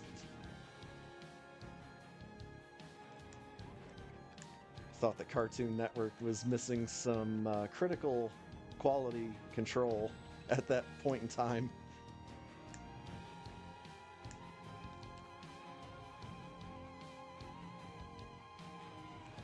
Because I don't think anybody was really looking forward to watching a cartoon of a crumbling building in New York City, especially on that day. It must have just been the kind of thing where that particular block of cartoons was already scheduled to go. It was just already in the system, or the tape was already in the machine and they didn't know what was on it.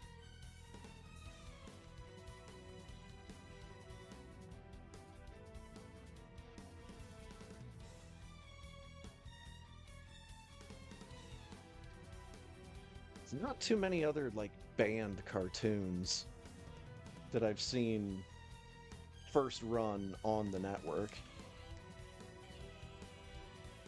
Most of the banned cartoons that I've ever seen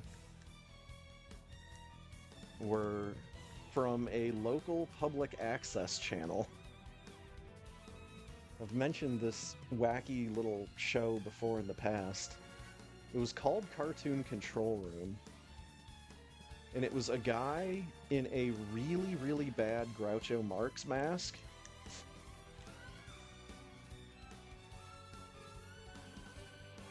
And he's just sitting in a television control room. And they're playing skunky old cartoons.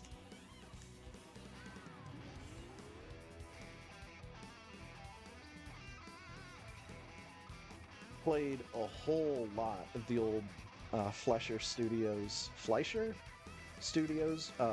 black and white Popeye cartoons. I think even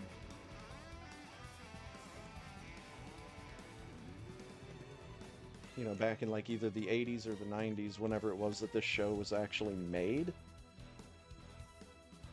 the copyright on those particular episodes of Popeye had not been renewed.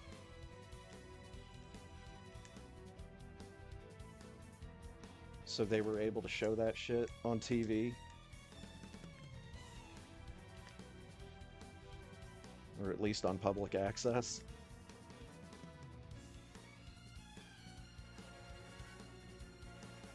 But they'd also show, like, old World War II cartoons.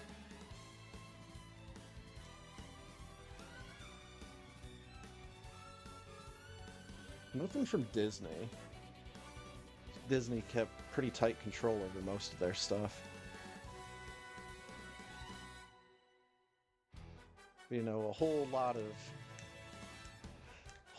of Daffy Duck being racist against Japanese people.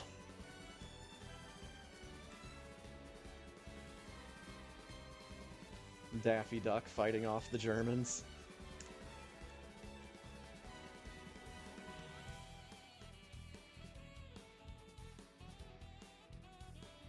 So I saw one of the few times, it was in a World War II cartoon, where Popeye actually feeds a can of spinach to Bluto. And he actually feeds him the can as well. Like, he pours some of the spinach in his mouth and then just jams the whole can in there.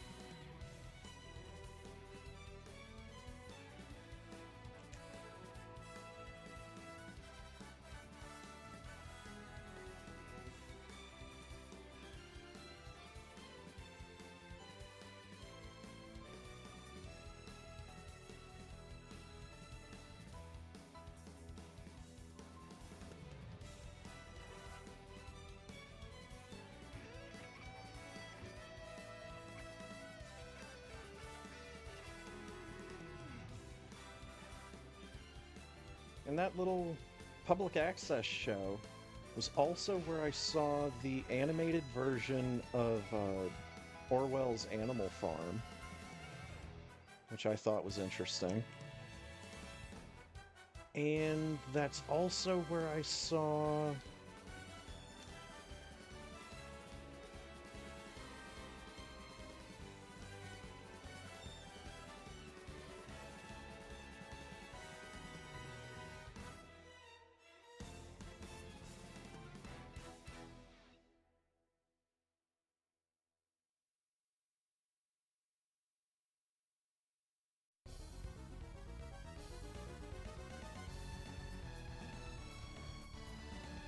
You dead?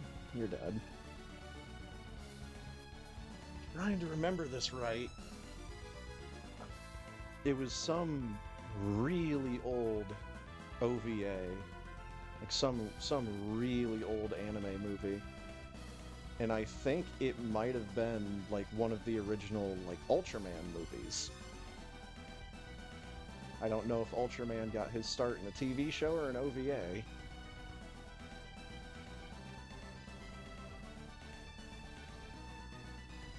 But I'm pretty sure, yeah, it was an old Ultraman OVA.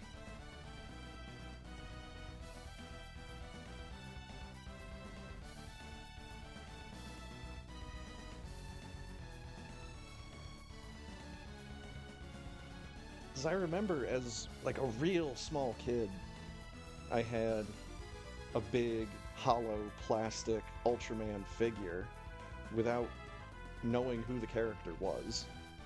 Just thought he looked cool.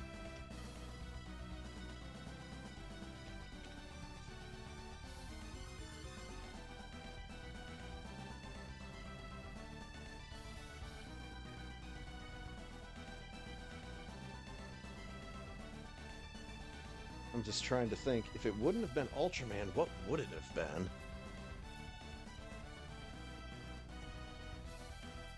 But I'm almost positive that's what it was. 5627. This is going to be a relatively high 58, 5840 something. If I can keep hitting her in the face. Okay, whose Rainbow Road is this?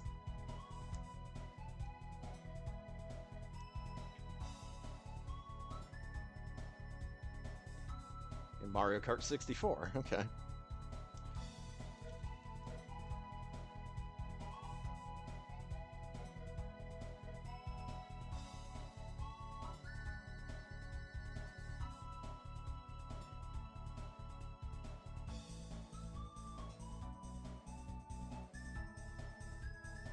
Also, the other thing, that Cartoon Control Room show, it's not like I saw that as a kid either. I'm pretty sure I saw that while I was in high school.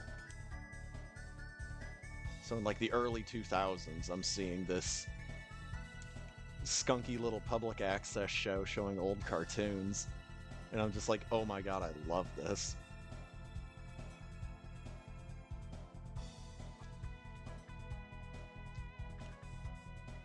I think they also showed a handful of the old Fleischer Studios Superman cartoons.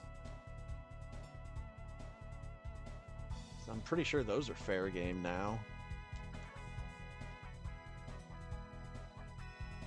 Like, I don't know the story of Fleischer Studios, but it seemed like a lot of their stuff was available for fair use at one time or another. Get in. Oh, I crouched. Let's make sure I don't hit shift this time. Hey, 5835. GG.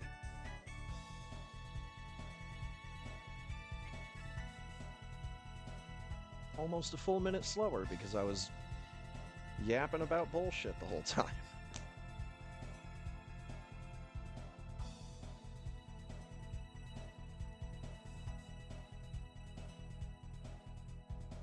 Oh my god, I don't think I had to redraw any numbers tonight.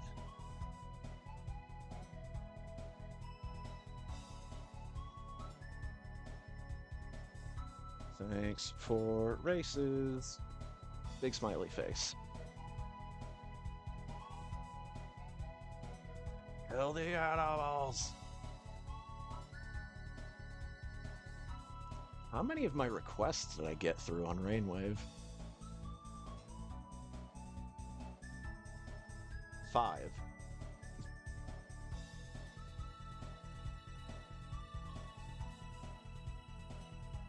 Yeah, we had a lot of people requesting music tonight.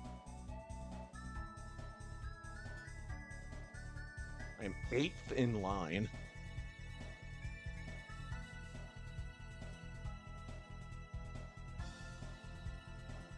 So yeah, like, at least 6 of these people were requesting songs.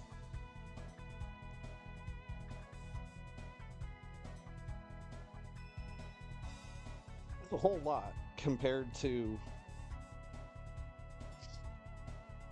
back when I was on Chiptune. And a bunch of times I was using that just as, like, I was just the DJ of that channel.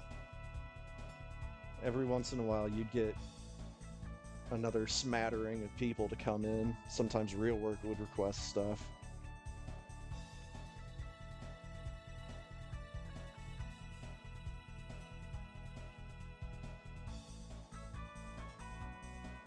But also, not exactly sure what I would need to do in order to, like, boost my audio levels. Because I seem to have everything at pretty max levels. I suppose the one thing I could do is use my other microphone and the pop filter and actually, like, get in closer to it. You know, maybe since it'd be directly in front of my mouth instead of off to the side like this headset, maybe it'd be a bit better.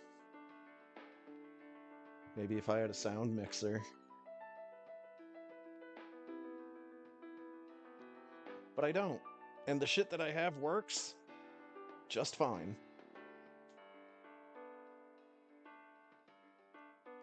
At least for my purposes. Dear Force! It gets that part, which is the important part.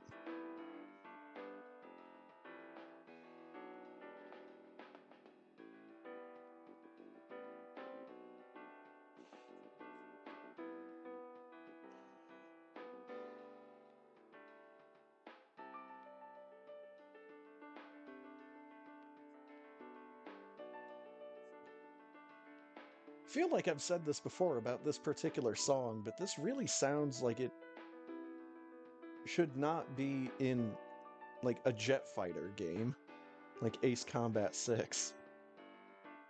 Unless this is, like, the end credits or the music that plays during, like, a cutscene of a happy memory or something.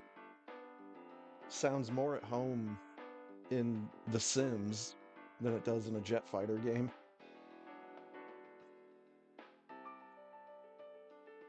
But you know what also sounds right at home? We did it. Yep, my transitions and segues to the We Did It screen are not getting any better. But this is fine, because we did it. Some might even say, we done did it.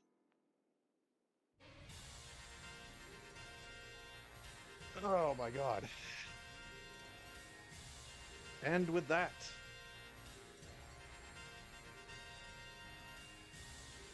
bring to a close another successful game night, another successful race night, and another successful Friday night. So, as always, thanks again to Ponk for hanging out with some more Split Fiction tonight. Got a little bit of backstory on my character. She's still a little bit of a bitch. Haven't warmed up to her quite yet. I just understand why she is a bit of a bitch now.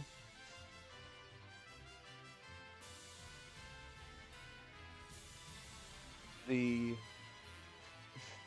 villain of the game is one mustache twist away from just tying our characters to the railroad tracks at this point. Just so self-admittedly over the top and cliched. But that's what they were going for. So, still having fun with it. Got to see some interesting gameplay styles and some interesting artistic choices in the session tonight, which I appreciate. And of course, a big thank you to Insane Firebat and to Tillamorph for hanging out and racing here tonight. Always a lot of fun. Can't wait to see how many points I lost on the leaderboard.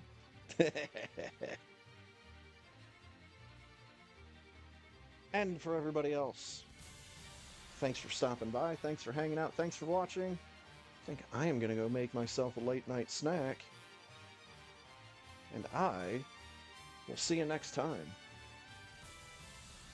See ya!